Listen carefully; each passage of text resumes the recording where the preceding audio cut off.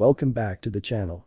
Today we will travel through the pages of What If Deku Gained Powers to Change His Fate Part 5. The link to the story will be in the description below, and if you want an update of the current series, join the Discord. Now let's start. Chapter 13. Alright, we're here. It's time to finally take that bastard down. Izuku and the others didn't bother to wait any longer after acquiring their supplies for the infiltration. While it was true that they had around 2 weeks to deal with the problem, each member was far too fired up to put off the infiltration. Not to say that none of them were nervous, but their determination to see the teacher knocked from his high horse was enough to fuel them. Izuku unslung the bag from his shoulder, passing everyone the weapons he purchased specifically for them. Remember, stay aware of your health. If you get injured enough, Mona can heal you a bit, or I can give you some medicine we picked up. Izuku reminded his friends, earning nods of understanding from Ryuji and Anne, before turning back to the palace. 1 second. We still have one thing to address before we head inside. Morgana declared, causing his teammates to pause and look back at him. We still haven't given our newest member a codename. A codename? Anne repeated, tilting her head in question. Oh, right. Yeah, I guess we should do that before we get moving through the castle, huh? Ryuji hummed in agreement, turning back to inspect Anne. His eyes trailed from the top of her head to the rest of her body, though as his vision got lower the less focused he became on his original task. Damn, he muttered out, quite impressed by Anne's figure and outfit. Even if it made her look like a dominatrix, there was no denying that Anne looked completely stunning in it. What? Anne asked, feeling his gaze and holding a hand over her chest. Huh? Oh, nothing, just trying to think of a codename for you. Ryuji cleared his throat, holding his chin in thought. With the way your mask looks, it's definitely gotta be some kinda cat, right? What do you think? He asked, glancing at Izuku. Huh? Izuku blinked before looking at Anne. It only took 2 seconds before his face turned completely red, quickly trying to cover it with his hands and turn his back to the three. This had been the first time that he had seen Anne's costume while not under duress, now giving him an unhindered view of her outfit. I'm not sure. Maybe something like cheetah or jaguar? He suggested, doing his best not to focus on the sexier aspect of Anne's costume. Hey, those aren't bad suggestions. Anne smiled, deciding to dismiss his nervousness as she tried to come up with something similar. I want something that sounds intimidating. I don't think lion or tiger would work, though. What, you don't want something that fits the sexy catgirl look?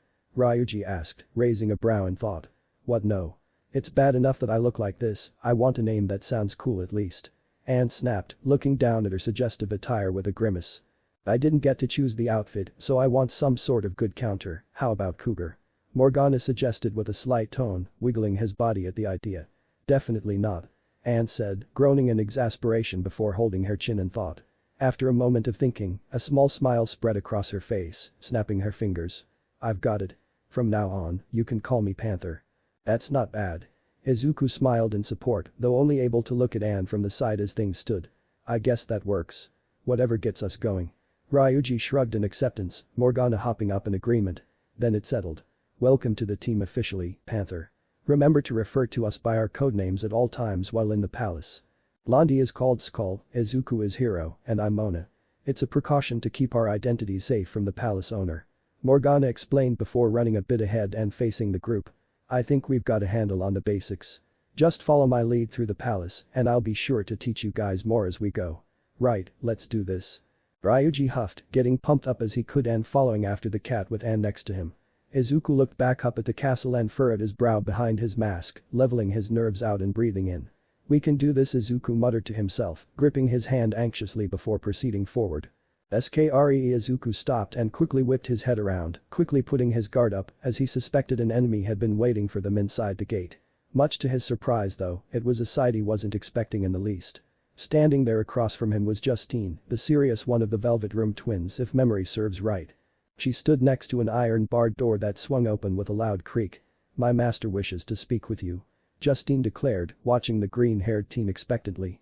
Izuku blinked, taking a moment to fully realize that this was no trick of the eyes. He looked back at his friends, wanting to call out. They cannot see me or this door. You will simply look idle in thought to them after you have entered. Justine explained, stopping the green-haired teen in his tracks. I didn't realize you could come to this world, too. Then again, I still know so little about you. Izuku relented, tilting his head down in thought. You will learn more as you continue your rehabilitation. Now, come. It would be best not to make my master wait too long. Justine urged, though her voice was the same flat voice as usual. Izuku spared another glance back at his friends, biting his bottom lip at the inconvenient timing of the summon. But then again, he might be able to learn something that might aid them within the palace. With that thought in mind, Izuku stepped forward and walked inside the blue barred door. Darkness enveloped Izuku, the green-haired teen having to blink for a moment before the scenery started to form. The familiar jail cell surrounded him, and his phantom thief attire was now replaced with the black striped fatigues he had come to familiarize himself with every time he came to this world. Despite his previous experiences in this world, it felt rather bizarre to have come here of his own accord, well awake no less. The prisoner has returned. Izuku heard Carolyn announce, looking down to see both twins standing in their usual spots in front of his cell. Izuku didn't bother to question how Justine was able to return before he did. "I must applaud you. You've been able to take what I have told you to heart despite limited understanding," Igor said, drawing Izuku's attention up to him now. "Your luck and determination in your mission certainly makes rehabilitating you worthwhile. It just happened to work out like that," Izuku said, frowning slightly at his words. "I'm not making these bonds with people just to use them to get stronger. Of course. To form these bonds and progress them in power, they must be more than some artificial reason. Do not worry. Just because you gain strength from your confidants does not make your relationships any less real," Igor reassured, waving his hand in dismissal. "I see, but still, what is the point of this rehabilitation? What does it mean? And how is it supposed to stop my certain doom?" Izuku asked, but of course only earned an amused chuckle from the large-nosed being. "It will become clear in due time. I am not withholding information that would affect you as of now. As you progress with your links to others and continue on your quest to purify the hearts of twisted men such as this king, it will be made palpable," Igor explained, though it did little to reassure Izuku. He didn't bother to ask any further on the subject, knowing that it was just a waste of his breath. The long-nosed being was making it clear that he would not say any more in that regard. "But that is not why I have brought you here today. I brought you here to introduce the aid that we shall be providing you in your exploits." "Aid? Can you help me in the palace?" Izuku asked in surprise, earning a deep chuckle from Igor. "Not directly, but in a helpful manner, nonetheless. As you are now aware, you possess the ability to wield several personas. That is thanks to your potential as the wild card. With such an ability comes infinite possibilities. To do that, we must execute your personas." Izuku widened his eyes, the tone in which Igor said so as dark as the implication. Seeing his horror, Igor simply laughed. "Do not fret. Personas are simply personalities that exist within your heart. By relinquishing the old ones, you make room for new personalities to manifest. Come, bring forth what personas you now possess within you." Izuku wasn't sure what he meant, but suddenly felt his body begin to heat up, grinding his teeth as he gripped the bars. Blue flames surrounded his body, 3 bursts exploding forth and taking shape. In front of him, Carter, Pixie and Bicorn took shape. Izuku had captured Bicorn some time after Pixie during their initial escape after saving Anne. Now, each persona stared intently at him from the other side of his cell. "No way they came out on their own," Izuku muttered, looking at the 3 in amazement. "This place is different than the cognitive world and your world, remember. Many things are possible that aren't out there, inmate," Carolyn reminded him, looking up at him with little patience. "Now hurry up and pick 2 among them." "Huh? Pick?" Izuku repeated, raising a brow in question. "What do you mean?" "As I said before, you must execute some persona to make room for others. By executing 2, you have the potential to make something greater than the 2 before. Consider it a fusion of sorts," Igor said this time, waving a hand. A card appeared above each of the personas, a small bit of familiarity filling Izuku. "Take note of each card that belongs to your personas. I'm sure you have noticed that they are one and the same as the cards that have appeared when forging a bond with those around you. Yeah, the tarot cards. Ryuji-senpai was Chariot, Morgana-sen was Magician, Kodo-sen was Priestess, and Titakan-senpai was Lovers." Izuku muttered, mulling over his memory to each time that strange voice whispered the oath to him. "And I am the Fool Tarot. Take note of each of these bonds, as they will be important to your progress," Igor declared, Izuku looking back up at him in question. "The deeper your bond is with those of such tarot, the greater the strength of a fusion will be depending on the resulting persona. Now take your pick. Which persona will be executed?" Izuku bit his bottom lip, looking up at those in his possession. None looked disturbed or upset, likely expecting such a result from this place. "Don't mind us, kid. Do what you gotta to attain more power." Carter spoke, slamming his fist against his chest. "You've got a mission to fulfill and lives to save. We'll give ourselves up if it means you fulfill that duty. I'm not quite so noble as he is, but I know you will face difficult challenges soon." Pixie spoke up this time, giving a sad smile to Izuku. "If giving our forms up to grant you strength is what you wish, we happily give it. Just be sure to summon me again when you can, okay? If Bicorn can give up self for good cause, Bicorn shall do so." The green horse spoke, kicking the dirt underneath its feet. Izuku gulped, looking across the three and thought. This decision wasn't without difficulty. Each one had a personality of its own, and while Igor made it clear he wasn't technically killing them, it still made him feel uneasy. But from the way Igor and the twins looked at him, there was no refusing their fusion. Izuku took a moment to look up at all three personas. His eyes met with Carter, and a decision soon became clear. While the other two were as much his strength as Carter was truly his persona, one born from his soul, rather than absorbed from his shadow. Pixie Bicorn, I appreciate your help. Please give me more power by fusing. As you wish. They both bowed, their ethereal forms floating further back in the jail. I guess we'll be sticking together then, eh kid? Carter asked, the fixed smile on his face going up a bit more in understanding. You were my first partner. We'll become stronger together. Izuku declared, giving a determined smile to his true persona. Carter gave a hearty laugh, nodding in acceptance. Very well, kid. Let's show this world what we're made of. With that, Carter's body reformed back into a mask, blue flames surrounding it before shooting into Izuku's chest. Izuku took a small breath and smiled before looking up at Igor and the twins. Okay, so how will we fuse, eh? Izuku blinked as his eyes suddenly became wide as plates. Not far behind Igor were two large guillotines that were clearly never there before. Izuku wasn't sure how they could have fit in the small area in the first place, but it seemed like the outside of his cell had become much larger with their sudden placement. Don't worry, inmate. We're already on it. Carolyn chuckled darkly, standing by a switch on the side of one of the guillotines. Two bodies were wiggling in fear, their heads already placed inside the hole and awaiting execution. Wait. I didn't realize you were being that literal when you said you were executing them. Duh. What did you think execute meant, inmate? Pay attention.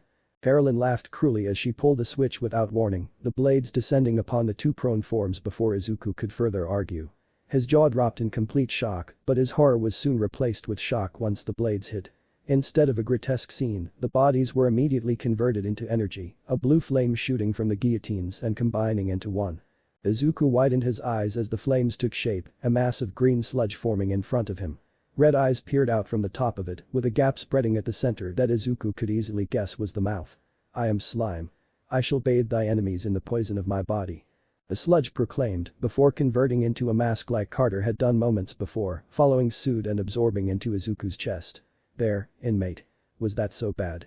Carolyn giggled mockingly, crossing her arms as she gave a smug smirk. Watching you squirm like that was pretty funny, though. The power of that persona is now yours. This is the result of the execution. Justine declared, no hint of amusement in her voice, in contrast to her twin. Continue to gather more personas like that. Bring them here and execute them and continue to unlock new powers through their birth. This process will be integral to your fight against ruin. Use it well. Igor suggested, Izuku swallowing a bit as he absorbed this information. We have several rituals similar to the fusion that we can perform. As you grow stronger in both spirit and in your bonds, these rituals will become less limited. Justine explained this time. And if you continue to develop well in your rehabilitation, we might even offer new rituals for you to use. Feel free to grovel in thanks, inmate. Carolyn declared, the end of her statement causing Izuku blanch in disbelief. Your rehabilitation is going well, so far. Your heart is now gaining the strength of rebellion, something many would not expect in you. A rather joyous development, indeed in celebration of your progress, I shall provide you with a gift. Something I believe will be of great use to you on your journey. Igor declared, holding up his hand as it began to glow.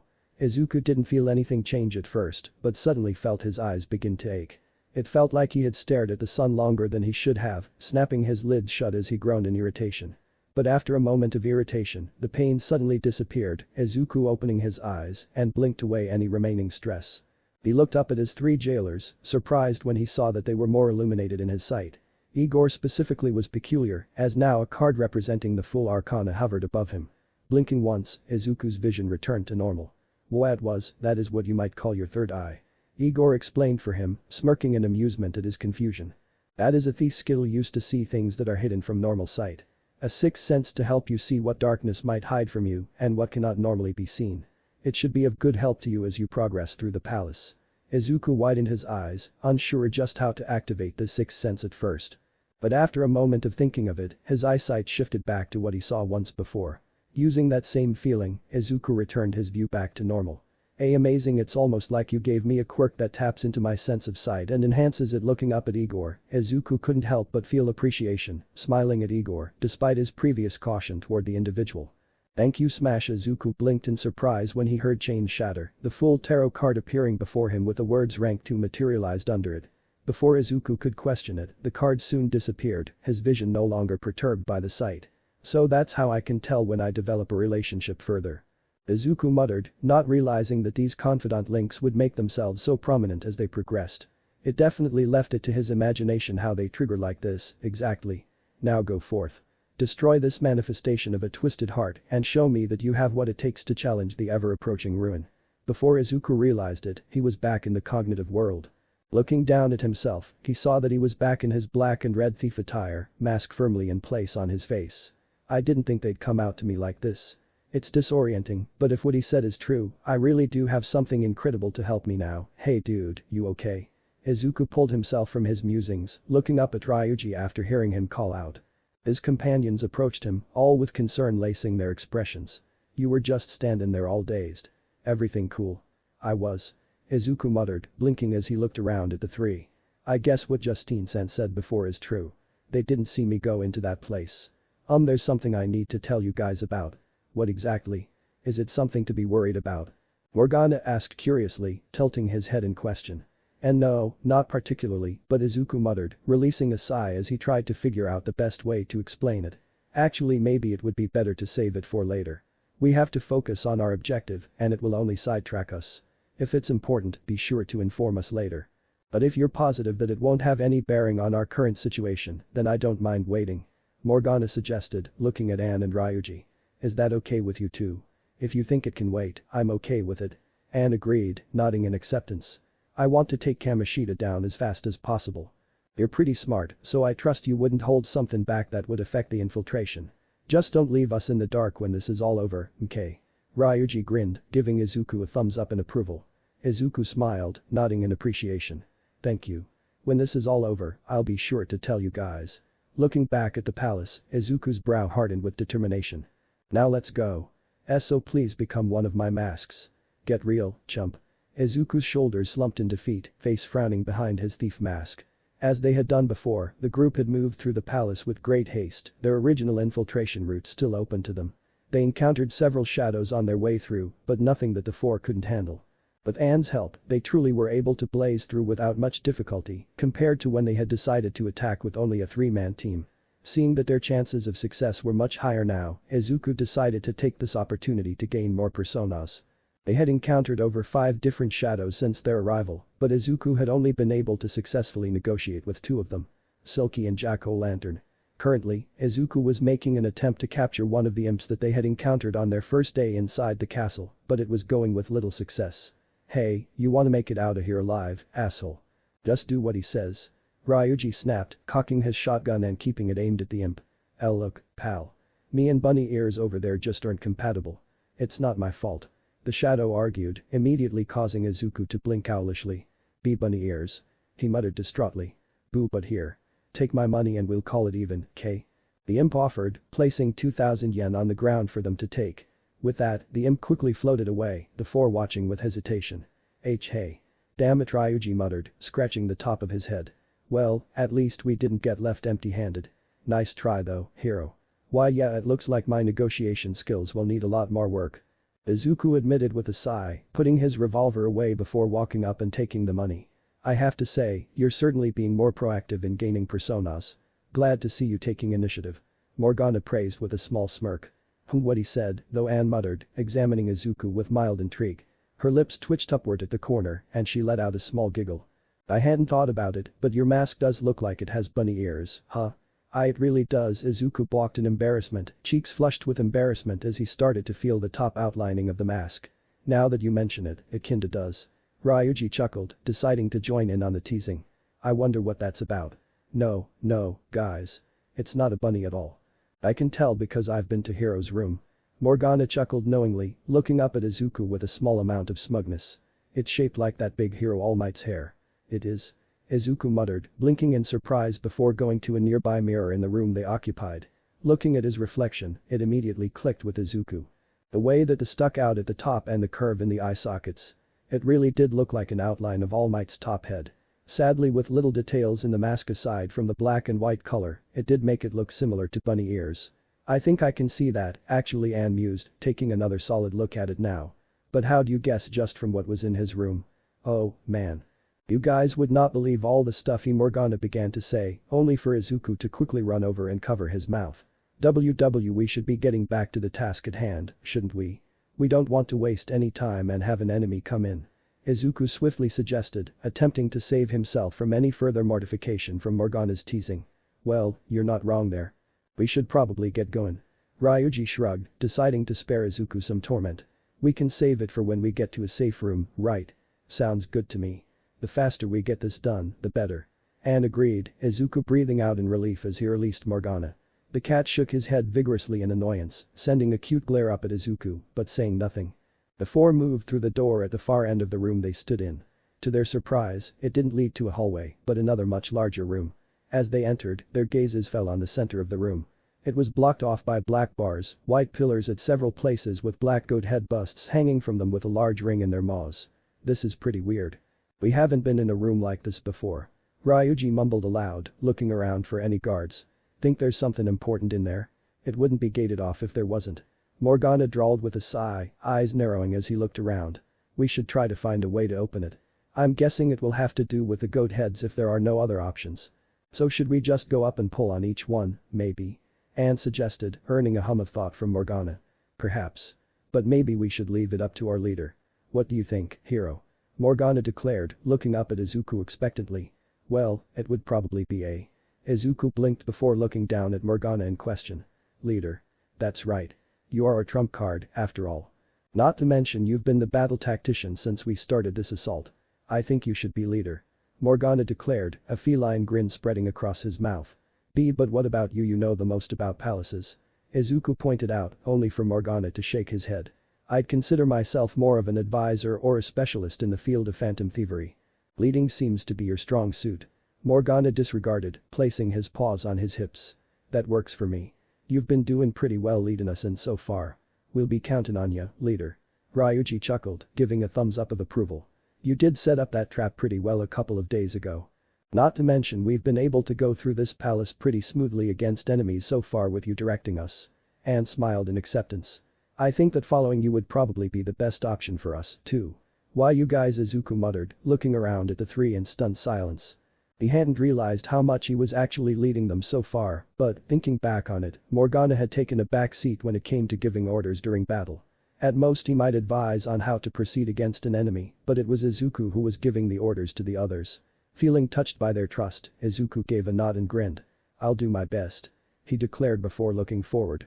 Examining each of the busts hanging from the pillars, an idea came to Izuku. Igor's gift. I wonder if it'll work in this situation. Izuku closed his eyes for a moment, focusing on the third eye that Igor had granted him not long ago. Opening his eyes, the room seemed darker, but on the ground footprints were highlighted around the cage. Walking forward slowly, Izuku saw where the footsteps ended before going inside, leading him to one specific goat bust. Izuku reached up and pulled the ring, a chain drawing out and its eyes lighting up momentarily. A second later, the bars around the center of the room lifted up, his three companions jumping in surprise. Whoa, good guess. On your first try, too. Ryuji grinned, slapping Izuku on the back. There was no way that was a lucky guess. That looked more like skill and concentration from Hero to me. Morgana disregarded, looking up at the green-haired teen in pride. You've learned well, my apprentice. Now if only Skull were able to catch up to your progress. Hey. Ryuji indignantly grunted, sticking his bottom lip out in annoyance. Hey, come look at this. Anne called out, having ignored the two as she approached the table previously locked away by the bars. Looks like a map of the palace. That's it. I was expecting something worthwhile for it to be locked up like that, Ryuji complained, stomping up to the table alongside Izuku and Morgana. You're hopeless. Don't you realize how vital a map is to our mission? Morgana said, shaking his head in disappointment. Now that we have this, we don't have to wander around so aimlessly hoping to come across the palace treasure. Not to mention we have a better look at the layout. Actually, we might need another piece. Izuku declared, having taken a look at the map for himself. The treasure isn't labeled on here. Plus, it looks like we're missing some of the pages for the rest of the palace. This only covers up to the first couple floors. Judging from the size of the palace, we should still have 2 more floors to climb. Oh, I see. That's a shame, but at least we've got ourselves covered for a good portion of the castle. Morgana hummed, hopping up to the table and rubbing his chin as he examined the map pieces in their possession. Considering this half was locked off, we can at least count on the next half being secured somewhere too. Anne suggested, earning a nod of agreement from Ryuji. All we gotta do is keep an eye out for some shady room or sealed off place. Shouldn't be too hard to come across the second half. Ryuji added, trying to be as positive as he could about their missing map pieces. Even though it's not complete, we can navigate pretty far with what we have. Izuku declared, examining the maps closely as he tried to determine their next route. Okay, from what I can see, we're in this room here, so Izuku muttered, pointing to a small spot lining their location. We want to get higher, so we'll take the door on the right end. Izuku pointed out, looking up from the map and nodding to the others. Let's go. Yeah. The others said in acceptance, following after their newly dubbed leader. The door they walked through led to another long hallway, Izuku quickly hopping behind a chair for cover as he scanned the red velvet hall for any shadows nearby. It was a bit of a surprise to find it empty of enemies, though Izuku knew better than to relax. Shadows have popped out of nowhere before. We can't let our guard down no matter what. But getting too paranoid to move quickly won't help either. Waiting a moment longer, Izuku motioned back to the others, getting up and leading them forward again. Reaching the end of the hall, Izuku pushed open another door that led them to scaffolding overlooking the main hall. Pulling out the map again, Izuku looked at their current path. If we want to follow the beaten path to the opposite end of the hall, we'll have to take the path on our left, Izuku declared before looking around the room. But that would be a long ring just to get to that side of the room, is that really the only way over? He mumbled, looking back at the others. Well, unless you wanna hop around on the chandelier or something, probably. Ryuji joked a bit, looking up at the incredibly large light fixtures. Everyone followed his line of sight, their faces lighting up in realization. Well, they are actually large enough for us to walk on, Izuku reasoned, holding his chin in thought. Wait, seriously dude, I've always wanted to do something like that, Ryuji muttered, shocked that his previous joke had been taken more serious. Not a bad idea, Skull. And here I thought you wouldn't be able to think something like this through. Anne complimented while also teasing the faux blonde. I guess even guys like Skull can have some decent insight now and again. Morgana chuckled, Ryuji glaring at the two indignantly. Come on, we can get up to the chandelier from here. Izuku called out, moving toward the end of the hallway closest to them. Against the wall was a heavy bookshelf, which Izuku quickly tested the stability of. He was barely able to budge it from its position, smiling as he realized it was strong enough to hold them. With a quick hop, Izuku jumped on the shelf first. It didn't even move, giving him confidence it could hold the rest of them. He quickly moved out of the way for the others, wasting no time before moving to the edge closest to the grand fixtures hanging from the ceiling. This could be dangerous despite how big they are, so I'll go first, Izuku told the others, swallowing a bit before making a quick leap forward. The chandelier shook far less than Izuku was expecting, though that was a good thing. It was going to hold their weight. It's safe. Come on. Gotcha. Ryuji called out, quickly hopping up after him. Anne quickly followed and Morgana straight behind her. This is both amazing and terrifying at the same time, Anne said with a nervous chuckle, looking over the edge of the chandelier to see the distance between them and the floor. It would likely be more than painful if they were to fall from this height. Don't worry, Panther. I'll be sure to catch you if you fall. Morgana said, puffing up his chest, trying to seem more manly in doing so. Yeah, right. You'd probably fall off with her. Ryuji snickered, rolling his eyes at the cat's attempt at bravado. Come on guys, stay focused. We don't want to make a mistake while we're moving from each fixture. Izuku reminded them, causing the three to go silent in embarrassment. Izuku was right, of course. One small slip up on the fixture and they could end up falling straight into the hall. Izuku made another jump to the next fixture, grabbing the chain and standing near the center. Come on, almost there. Ryuji quickly followed suit, taking a small breath of relief after landing safely. Alright, next up. He called out. Izuku took a step back to give them room, but suddenly froze as he felt a shiver go up his spine. He cranked his head to the side, watching as the familiar black ooze spouted from the fixture only steps away, a golden armored knight taking shape.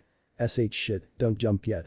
Izuku ordered, quickly reaching the back of his coat and pulling out his staff. We knew you rats would come crawling up here. It's time for you to be exterminated.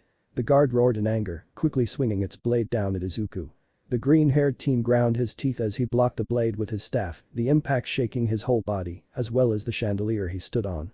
Anne had jumped during the quick exchange without realizing what had happened, the sudden trembling of the fixture causing her to lose her footing on the edge of the chandelier.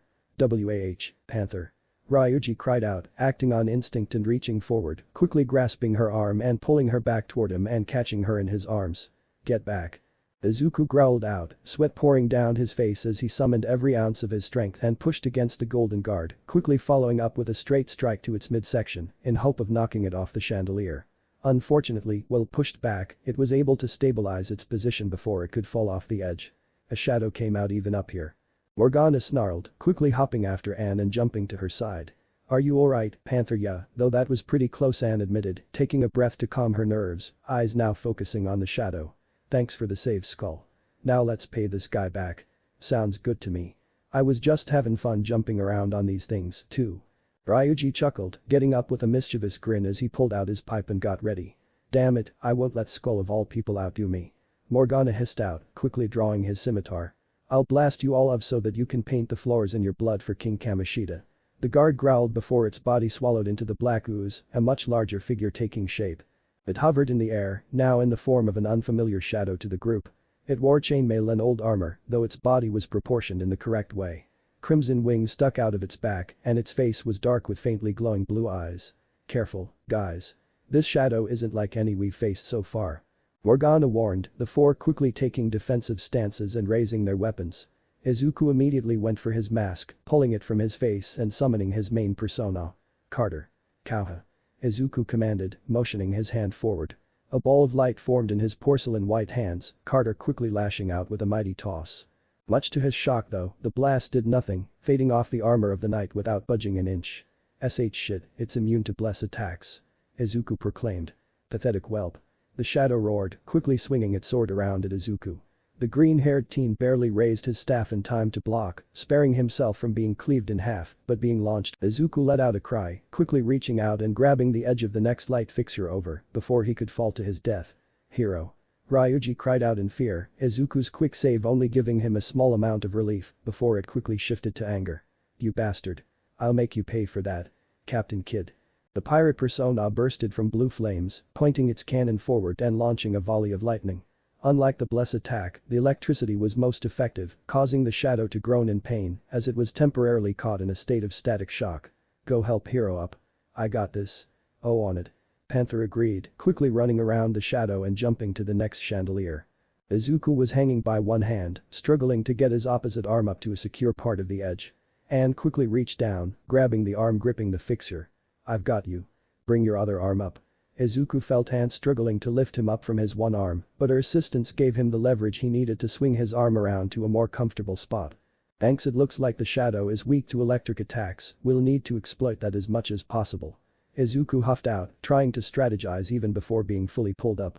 "You want some more, asshole, take this." Ryuji growled out again, Captain Kidd launching another blast of lightning at the shadow. The dark angelic feature let out another roar of pain, but pushed through the electricity, its shining eyes narrowing at Ryuji in fury. "Such attacks may hurt but do not sway my loyalty to King Kamoshida," it declared, weakly raising its sword and slashing at Ryuji. The persona user was taken off guard, Captain Kidd barely covering him up with its arms as the attack slammed into its side. Ryuji was safe from any fatal damage, but the faux blonde was nonetheless hurt by the slash, knocking back into the rail of the chandelier. "Skull." Morgana cried out in shock before glaring, quickly hopping in front of Ryuji defensively. "Don't think you can count me out too, Shadow. Come forth, Zoro." Morgana ordered, the black mask being forming above him and swinging its undersized rapier between its fingers. A gale of wind blasted the angelic knight, causing it to stumble back a bit but hover back in place, only given some moderate damage. "Damn it, it's not strong enough. This guy is tough. We need to get over there." Anne cried out in worry, preparing to jump back until Izuku stopped her in her tracks, quickly grabbing her arm. "No, wait." Izuku spared an analytical gaze up at the light fixture, grinding his teeth before looking back at Anne. I have an idea. Skull, Mona. Make your way over here. You wanna run?" Ryuji asked with strain, lifting himself up by the rail. "This guy'll just follow after. Trust me, I'll make sure he doesn't. Jump over here before he goes in for another attack. Panther, hit it with some fire." Izuku ordered, reaching up and pulling off his mask. This time it was slime that appeared above him, the blob opening its mouth for an attack. "Zio. Dance, Carmen." Anne lashed out with her own persona, the two attacks blazing forth and slamming into the shadow. While the fire alone might not have yielded much in result, combined with the electricity, it was enough to make the angelic knight fall back, hand reaching out and grabbing the chain suspending the fixture. "Quick, well it's hurt, let's go." Morgana suggested, quickly casting Dia and restoring energy to Ryuji and taking away a majority of pain he felt after the previous attack. Ryuji quickly stumbled up to his feet, not wasting any time as he followed the cat to an opening in the fixture's rails.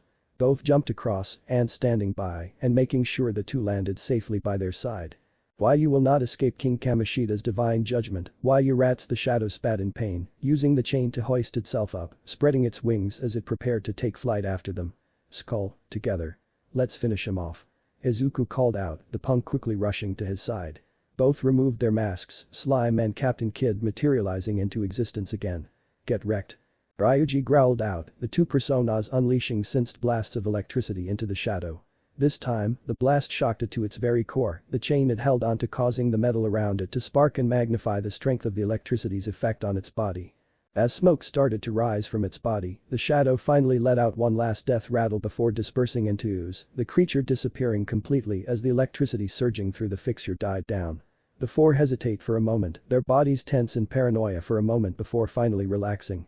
Izuku and Ryuji fell on their butts, the two taking bated breaths.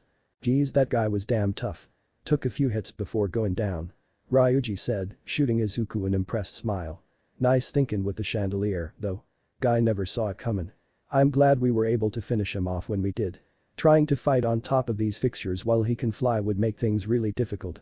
Izuku admitted with relief, sparing a glance of concern Ryuji's way. Are you okay? Yeah, not too bad. Mona patched me up quick so it doesn't hurt too bad. Ryuji explained, earning a nod of acceptance from Izuku. That was pretty scary. I wouldn't have thought we'd run into those things up here. Anne sighed, rubbing her arm in concern. I'm glad you're both okay, though. That thing was strong. Shadows are going to get stronger as we keep progressing. In a normal circumstance we probably could have handled it better, but all the more reason to keep our guard up. Morgana pointed out, looking down with a bit of shame. I'll admit though, I hadn't predicted such a spot for the encounter. The shadows are a bit smarter than I thought, I suppose. Well, no one was seriously hurt, so let's stay positive. Izuku reasoned, pushing off the surface of the fixture to stand up. So long as we stay aware of our surroundings, I'm sure we won't get caught off guard like that again. We should keep making a push through before any more show up. Hopefully a safe room is close by so we can take a breather. Yeah, good point. As far as we know, there's more just waiting around the corner. Ryuji agreed, standing up and rolling his shoulder. I'm ready when you are. Let's keep going. Morgana and Anne nodded in acceptance, the four hopping to the next platform before continuing through the castle. Hey hero. Would you grab these books again? It had been some time since their encounter with the shadow on the chandeliers. After locating a safe room, the four had taken a small respite, filling up on their snacks and drinks for energy before pushing forward. The shadows had increased in strength as Morgana had said, but the team was far more prepared this time. Even with a growing difficulty, Izuku had been able to direct them systematically. When it was a shadow they had previously encountered, he immediately went for their known weaknesses and had the rest of the team follow up. When it was an enemy they were unfamiliar with, he would make them disperse to give it no clear target while they blasted it until they found its weakness. It was simple but effective and had yielded the best results. The four were now pushing through a more unique corridor than what they had walked through up to this point. The hall winded with several rooms and was guarded by a few shadows. At the end of the hall was a door that was blocked off by bars with the same goat figurine head next to it. It was easy to determine that they had another puzzle to solve by looking through the nearby rooms. Before even entering any of the rooms though, Izuku made sure that they had dealt with all of the shadows in their way beforehand, should they encounter one in a room. He'd rather cut them down now rather than be taken from behind during another battle. There was something about these books that just stood out, Izuku said, humming as he looked down at the three books in hand. They were respectively labeled the King's Book, the Queen's Book and the Slave Book. While nothing outwardly stood out about them that most could see, they had ignited with blue aura when Izuku had spied them out with his third eye. He wasn't sure what that meant, but guessed it made them important enough to carry. Considering that our next route is locked off, it's better to be prepared for possible ways to open it up. I'm guessing it's part of some puzzle. I agree with Hiro on this. You never know what kind of safe locks that the palace ruler will have. Even if they want to keep something safe, they still need to be able to access it for themselves. Morgana suggested in agreement. It's so weird to think that this is still the school, though. It just seems so much bigger by comparison. Anne commented offhandedly, eyes scanning her surroundings curiously. Stop. Izuku ordered, causing the three to halt behind him as Izuku arrived at another door. He slowly twisted the knob and pushed it open, eyes searching for any enemies within. Seeing nothing in sight, Izuku cautiously walked in, now taking in his surroundings. Bingo. He muttered with a small smile, realizing that his theory was now much more likely to be correct. All the other rooms in this corridor had bookshelves, this one in particular could be considered a library, the walls completely shrouded by books. Damn, you really hit the nail on the head, huh? Ryuji muttered, scratching his head as he looked around the room. Okay, everyone. Look around the shelves and look for gaps between the books and titles related to the books we have. Izuku suggested, earning nods of acceptance from his teammates as they dispersed. Izuku quickly scanned the north wall, immediately spotting a small dent in one of the shelves. Scanning the spines of each book, Izuku began to read the title aloud. The Great Kamoshida's Law, The Great Kamoshida's Trials, The Great Kamoshida's Wisdom talk about narcissistic. But judging from all of that, I'm guessing this one fits in, Izuku guessed, pulling the king's book out and placing it in the shelf. Hey, I got one. Ryuji called out, Izuku quickly making his way over to the faux blonde. Ryuji was currently glaring at the books, his own anger boiling over. It's got the names of all the volleyball players on these ones. Hell, there are a bunch of boys from our school on here outside of them, too. Even put some messed up titles next to them. Miss Hima. The useless punching bag. What the F, man. Ryuji. The vulgar ape. Found you, skull. Morgana pointed out, causing the faux blonde to blink owlishly as the cat pointed to a book with his paw. Oh, that piece of shit. Well, considering how he was hurting them in the dungeon, it's safe to assume they're the slave's book. Izuku easily guessed, sighing as he shelved the book into the right place. Found where the queen book needs to go. Anne called out, her voice hiding little disdain. The three quickly joined her, the twin-tailed blonde glaring up at the shelf from behind her mask. Shiho's name is on one of these books, Suzui. The meager replacement. That son of a bitch, Anne growled in anger, fist gripping wide at her side in disgust. Anne. The charming doll. Holy shit, Ryuji muttered, holding a hand up to his mouth. The more we dive into Kamoshida's mind, the more disgusting he becomes. Izuku said, trying to maintain his own composure as he walked up to the bookshelf and placed the final book in. A lock suddenly ticked, the four looking around to see two of the shelves suddenly part at the center, revealing a hidden room. Jackpot. Way to keep an insightful eye, hero. Morgana smiled, patting his leg in reassurance. The four didn't hesitate, walking into the hidden room and examining it closely. As they quickly noted though, there were photos scattered around on the ground. Candles surrounded a rack at the front of the room almost like a shrine. This is, Izuku mumbled, his face paling as he saw the closest photo nearby. These are pictures of Shiho, Anne said quietly, kneeling down and picking up a photo with a trembling hand. They're all pics of her. Ryuji pointed out, taking a closer look at the wall that was riddled with her photos. Izuku didn't dare look closely at them, biting his bottom lip as he averted his eyes to what lay in front of him. Anne dropped the photo in her hand, rubbing her arm uncomfortably. Are you two okay? Morgana asked in concern, bringing their attention away from the room. I know this might be difficult to say, but we should look around. Considering the security locking it off, I'm sure there's more to this room than just a disgusting shrine. Izuku took a deep breath and nodded before looking at Anne with concern. Are you okay? I'm sure this is even more difficult for you than anyone. Yeah, I'm okay. Anne nodded in reassurance, straightening her posture and glaring. If anything, this just motivates me more. We'll make him pay for this. Hey, guys. There's another room over here. Ryuji called out, pulling their attention away from the disgusting scenery for a moment. Ryuji was just past the shrine on the left, revealing there to be another space within the secret room. The three moved to join him, blinking in surprise as they arrived. This is different. Morgana stated in wonder, the three looking around them in confusion. Unlike most of the castle beforehand, this room was notably very different. Most of Kamoshida's cognition had been heavily focused on either himself or how he views the students of Shujin Academy. But this was related to neither as far as they could tell. Hanging from the ceiling by a noose was a straw-made dummy. On its body was a blue and white sports uniform. It had knives sticking out of its body, likely used for personal venting of stress. Behind it, paint had been hastily brushed across the wall, spelling out many curses and profanities. All directed at one source. The most notable took up a good percentage of the wall, the doll hanging between the words. Fuck you, eh? This is outta left field. Ryuji muttered, scratching the back of his head. I mean, up until now, it's been nothing but shit about himself and the students. But he's also harboring some hate toward that hero training school. What even for? That does seem strange. Unlike the rest of his cognition, this seems to be one sitting in the back of his mind by comparison to the others. Morgana hummed in thought, putting a paw to his chin. I don't know much about this UA, so you guys will have to fill me in a bit. UA is the biggest hero training school in Japan. It's been home to a good number of the world's top revered heroes. All Might himself went there. Izuku explained for him, his earlier anger now simmered over and replaced with mild curiosity. Still, what does that have to do with Kamoshida? And why is it such a small part of his cognition? Hey guys, look. Anne pointed out, the three following her line of sight to a pedestal that sat just below the doll against the wall. The four jogged up, finding another section of their map sitting there with a medallion resting above it. Oh, awesome.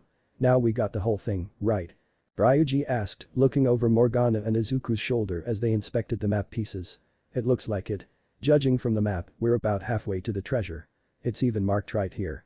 Morgana declared, pointing out the marked spot on the last page. As we figured, it's in the highest tower. We've got a bit of a ways to go, but with the map we can at least know where to go.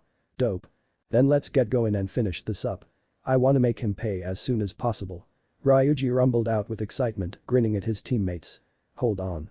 We should pace ourselves a bit. Now that we know how much we have left, we have to make sure we have enough energy to cover so much ground. If we get overexcited and expend too much stamina, we won't be able to finish this up today.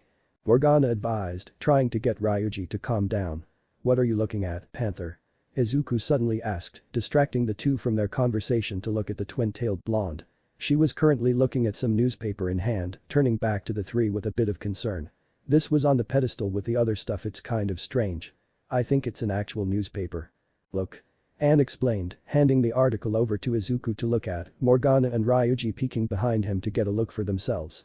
The main article had a picture of some student that none of them recognized titled UA Sports Festival steals show yet again. Drawn around it was a black marker circle outlining to a furiously written sentence. Complete bullshit. This is so strange. Why does he hate UA so much? Izuku mumbled mostly to himself. He then noticed a page of the newspaper had been folded back further in, flipping to it to find if it was a mistake or intentional. After turning 5 pages in, it became obvious that it was on purpose. Black marker traced through another article. In big letters above the circled article was written, "Son of a bitch. Japanese volleyball team takes home Olympic gold medal." Oh right, you said the Kamoshida won a gold medal before, right? Izuku asked, looking back at Ryuji. Yeah.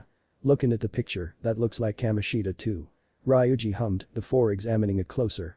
But what's he so pissed about if he made it in the papers? Shouldn't he have been happy? No, this actually makes sense. Izuku declared, holding his chin in thought. After quirks became so integrated with society, the UA Sports Festival became extremely popular. From what I've heard, it's become the world's top leading sports event in the past few decades. I'm guessing that the reason Kamoshida hates UA so much is because it completely undermined his achievement. No one cares as much for our Olympic sports teams, since quirks are prohibited from use. Oh, I think I get it. Anne hummed in understanding. Kamoshida wanted it to be some major achievement. But because everyone's so focused on the UA thing, it barely looks like a blip on the radar by comparison. The UA Sports Festival stole his spotlight. Because of that, he resents it and its students, I guess. Izuku said, turning his attention back to the wall and the profanities scratched into it. But if that's the case, why is it so buried in here? He pretty much wears everything on his shoulder in this place. Ryuji mused curiously, stuffing his hands into his pockets. Probably the same reason the real Kamoshida doesn't talk about it or make a big deal. Izuku spoke again, narrowing his eyes at the doll. It's because it's outside of his control. Since this is based off cognition, it's still limited to what Kamoshida thinks he can do. No matter how much he hates UA, there's nothing he can do to the school itself or its students. So he has to silently seethe with hatred for it in secret. Both in real life and in this castle. That sounds pretty on the mark, if you ask me. Morgana hummed, placing a paw on his chin. You've come to understand the workings of a palace fairly well. I have no doubt that your theory is correct. This actually makes me pretty happy. Ryuji smirked behind his mask, the other three looking at him in question. This bastard has something way above his head that he can't do nothing about. Definitely gives me ideas for taunting the bastard with. You should probably hold off on any further attempts to antagonize him, considering the position you and Hiro are in currently. Morgana suggested, looking back up at Izuku. Speaking of which, I think we've spent long enough in here. We should get going if you guys plan on completing our infiltration route by the end of the day. Oh, right. Everyone, let's get going. We have a map and an item that's likely for the gated door. We'll wait until the next safe room before we relax. Izuku suggested, earning nods of agreement from the rest of the team, the four departing from the secret room. Izuku spared one last glance at the doll of UA, mixed feelings rising up in him as he gazed back. Oddly enough, none of those emotions were directed at Kamoshida. They were merely regrets over his missed opportunity. Having been unable to pursue his true dream by going to academy. It was strange that such feelings might surface from such a simple and unrelated place. But those regrets ever sat at the back of his mind. No. It's okay. Izuku shook his head furiously, brow hardening as he focused back forward and on his objective. If I wasn't going to Shujin right now, then who knows how long Kamoshida would still be torturing everyone. How much Suzui-senpai, Ryuji-senpai and Ann-senpai would be suffering. Even if by the end of this I go to jail, at least I can at least be happy, knowing that I saved people. Especially my friends. I'm not going to regret where I am anymore. I'm going to make the best of it until the end. Chapter 14. The trek through the second half of the castle had increased in difficulty as Morgana had said.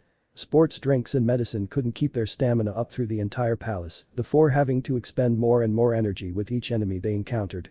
Close to 3/4 of the way in, Izuku made the decision to pull the team out for the night.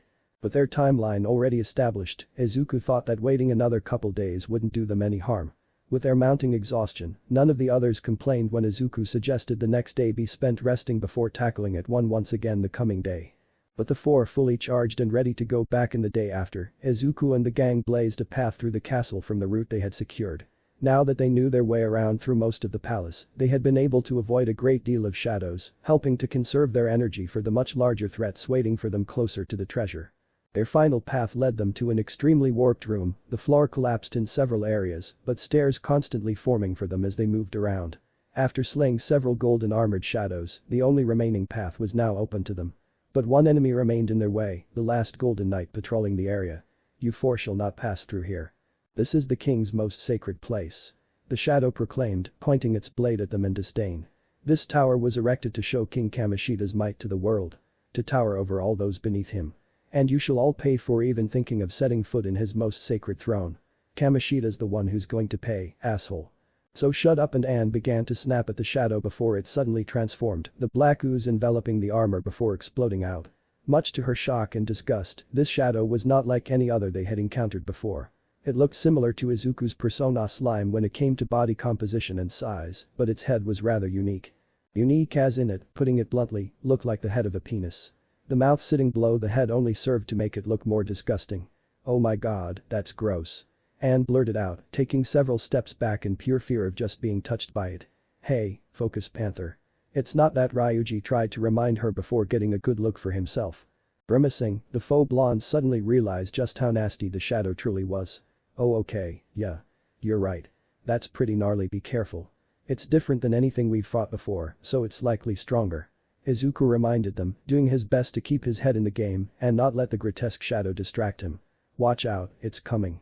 Morgana warned as the slimy shadow began to make its approach. Dude, phrasing. The shadow lunged with surprising speed at the four, flinging its whole body forward in hopes of smashing its weight against them. Despite their minor distraction, all four were able to dodge in time, though if Anne could she would just keep running away. But knowing that it was the last obstacle in their path to the treasure, Anne quickly regained her resolve. Taking an offensive stance, Panther quickly pulled her mask away. Burn it with fire, Carmen.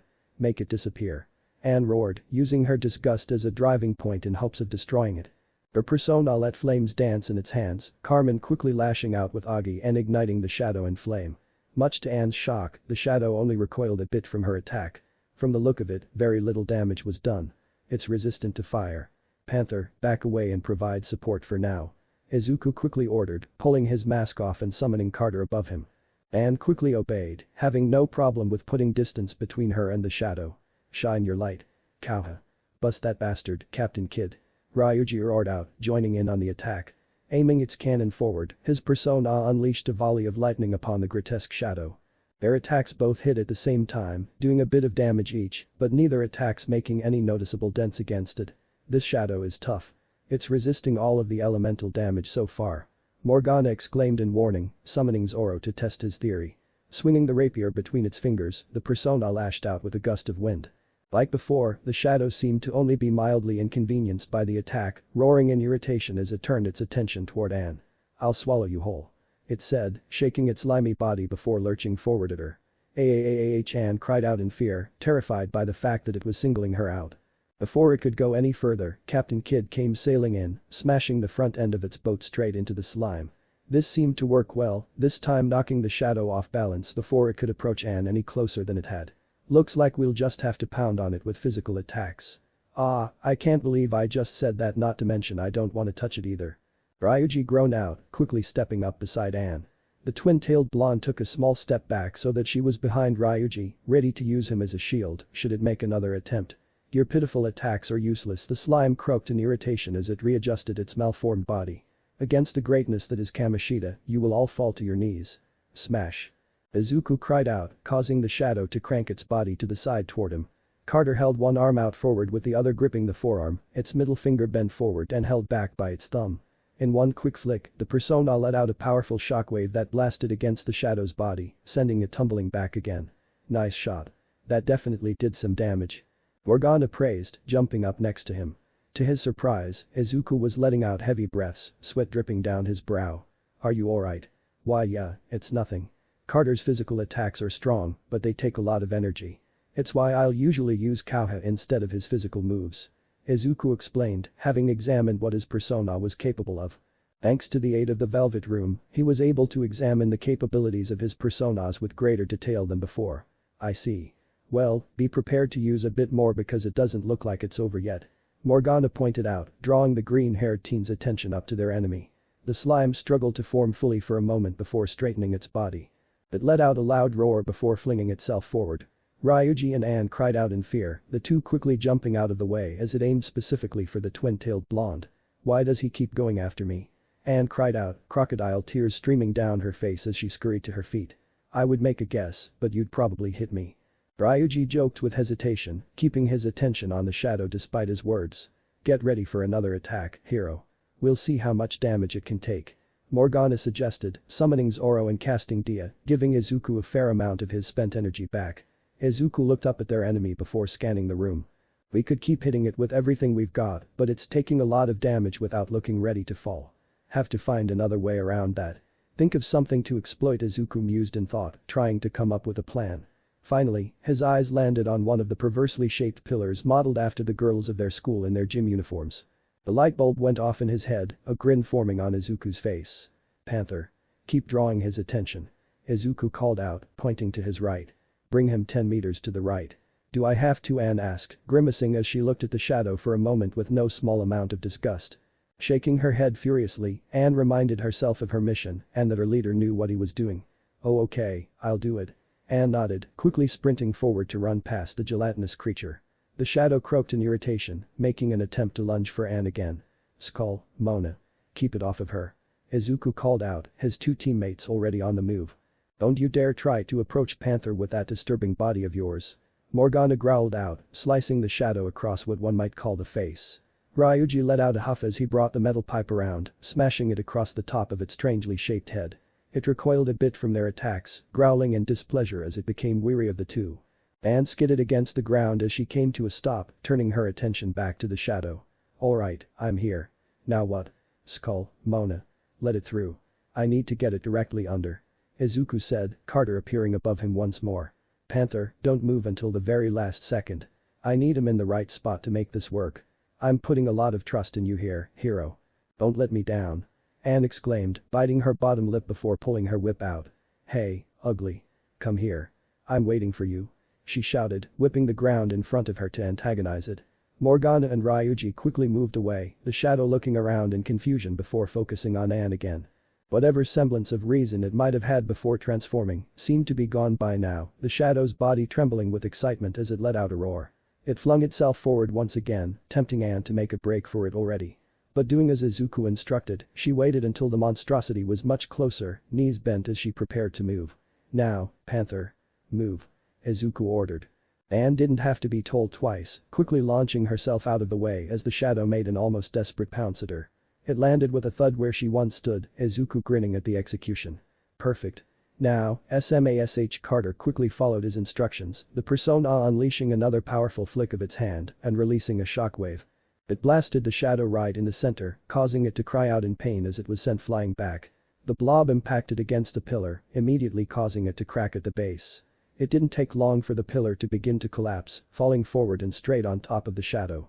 It let out a single cry of fear as the marble started to pummel it into the ground, the unmistakable black ooze exploding as the shadow was destroyed under its weight. The four waited a moment for any sign of movement or sound of struggle. When it was clear to them that the shadow had been disposed, they each breathed out in relief, and the most thankful of them all to be done with their disgusting opponent. "I am so done with this place," she grumbled, leaning on her knees as she considered whether or not to barf. "Good job, everyone. I think that was our last obstacle. The treasure should be just up ahead," Morgana declared, giving his pawed version of a thumbs up. "Effin' finally. Time to see what this whole fuss has been about." Ryuji sighed in relief, stuffing his hands into his pockets as he and Anne walked over to Izuku and Morgana. The four moved on from there, moving to the spot they had suspected would start to form their path. As Izuku moved forward, steps began to form in front of him. Nodding back to the three, he continued onward and moved up the constantly building stairs until reaching the door that sat atop the room. Izuku pushed them open, now revealing another flight of steps, eliciting a tired groan from Ryuji and Anne. "I am getting real sick of climbing stairs," the faux blonde complained, scratching his head in frustration. "I really wish there was a safe room close by right about now," Anne whined, feeling weariness in her own legs. "Come on, everyone. It's only one more push and we should have the treasure in our sights," Izuku encouraged, trying to stay positive for his teammates. Anne and Ryuji grumbled a bit before nodding, knowing that their journey through the palace was almost over. With a small spurt of energy, the four continued on their way up the winding stairs, the twisting ring going much higher than originally anticipated. After several moments, the four reached the top, Anne and Ryuji sighing in relief. "About damn," Izuku quickly covered his mouth, putting a finger over his lips to tell him to be silent. Looking ahead, the four saw a single patrolling shadow by a large set of doors. It hadn't taken notice of them yet, strolling further down the hallway and away from them. Waiting a moment for the shadow to walk further, Izuku made another motion for them to move forward, heading toward the double doors. "This sure is a fancy set of doors. Ready to go in?" Ryuji asked, only for Izuku to shake his head. "Considering their size, I'm sure there's a lot more to this room than just the treasure. Only one guard seems inefficient to use right next to the treasure," Izuku suggested, holding his chin in thought. "Well, whatever you do, make it quick. That shadow will be back soon," Anne warned, keeping a wary eye on the hall should she see the all-too-familiar gray armor. "Up here," Morgana Whisper shouted, pointing to the pillars shaped similarly to the ones from before, quickly hopping on top of the back before motioning upward. "There's an open window just above. We can climb through there." "Nice spot, Mona. Let's go, everyone," Izuku said before jumping up. Ryuji and Anne were quick to follow after, feeling a bit more hurried as they heard the sound of the guard approaching from the other end of the hall. Once inside, the four looked around to see that they stood on the upper terrace of a large room, the same scarlet carpet and wallpaper surrounding them that they were familiar with after spending so long running in the castle. "Alright, we're in." Ryuji laughed a bit too loudly, quickly being shushed by Morgana. "Quiet, idiot. Look," Morgana Whisper shouted, pointing over the white marble railing. The four quickly peered over, each widening their eyes as they saw Kamoshida standing at the center of the room, a throne chair just behind him on top of a pedestal.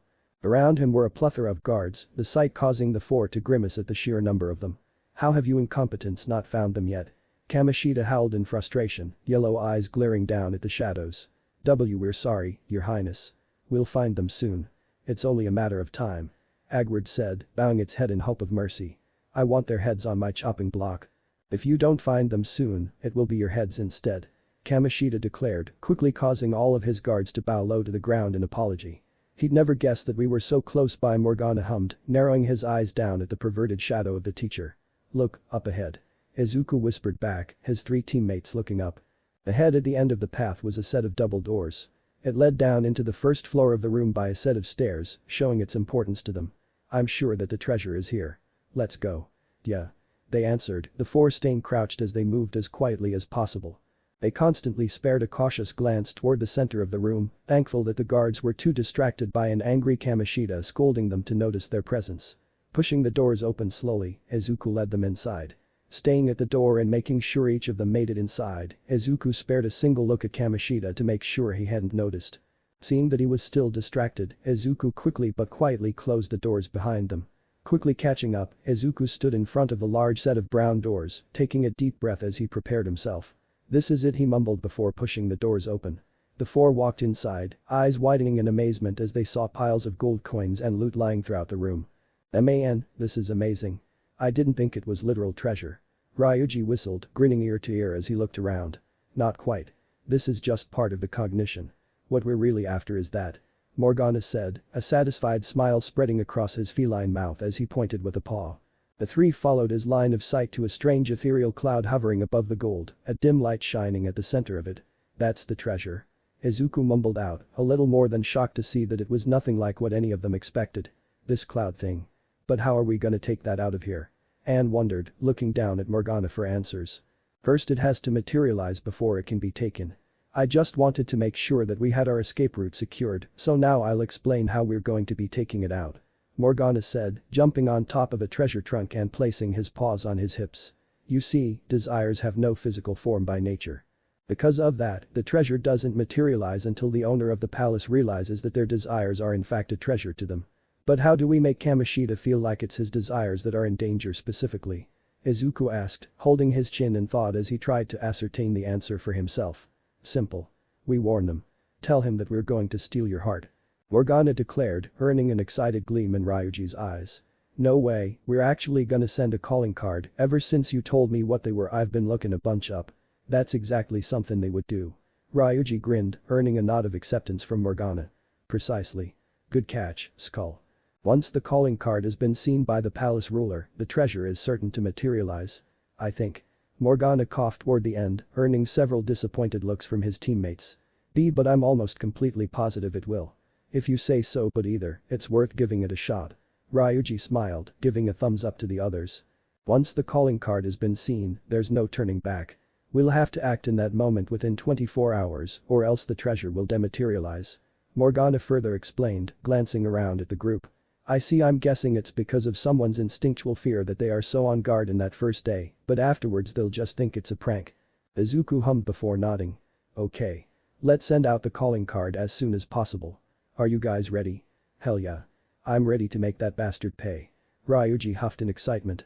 "You know I'm ready whenever you need me to be," Morgana said, offering a confident smile. The three turned to Anne this time, who had her head tilted down in thought. "Do you guys think we can wait one more day before sending it?" This earned several surprised looks, but her teammates waited for her reason before speaking up. "Tomorrow, I want to see Shiho. Just before we take him down. I want to let her know that this is going down." Concern and understanding crossed the faces of her teammates, each one of them nodding in understanding. "Of course, Panther. We have an infiltration route secured, so there's no need to jump in straight away." "Right, Hero. Of course. We still have a week and a half before Kamoshida was planning to have us expelled. We can do it whenever within that time." Izuku agreed, offering a sympathetic smile. "I just need one day, that's all. One day and I'm ready to take this son of a bitch down," Anne declared, conviction coloring itself behind her mask. "Alright then. With that settled, we can take our leave. It's probably good to have the extra day for a bit of rest, anyways. Before we get out of here, is there anything else you'd like to do? Maybe gather some more loot?" Morgana asked, turning his attention to Izuku. As the four had discovered, going through the palace had yielded many surprising rewards, including items that could be sold or used for healing themselves. "No, I think we've gathered enough. Once this is all over, we'll figure out what to do with the loot we've already gathered until now," Izuku suggested, earning a nod of understanding from the cat and Ryuji. "Let's get out of here. I'm ready to turn in for the day." "Sounds perfect to me. We've got a big day ahead of us." Ryuji agreed, he and Morgana turning around and heading for the door.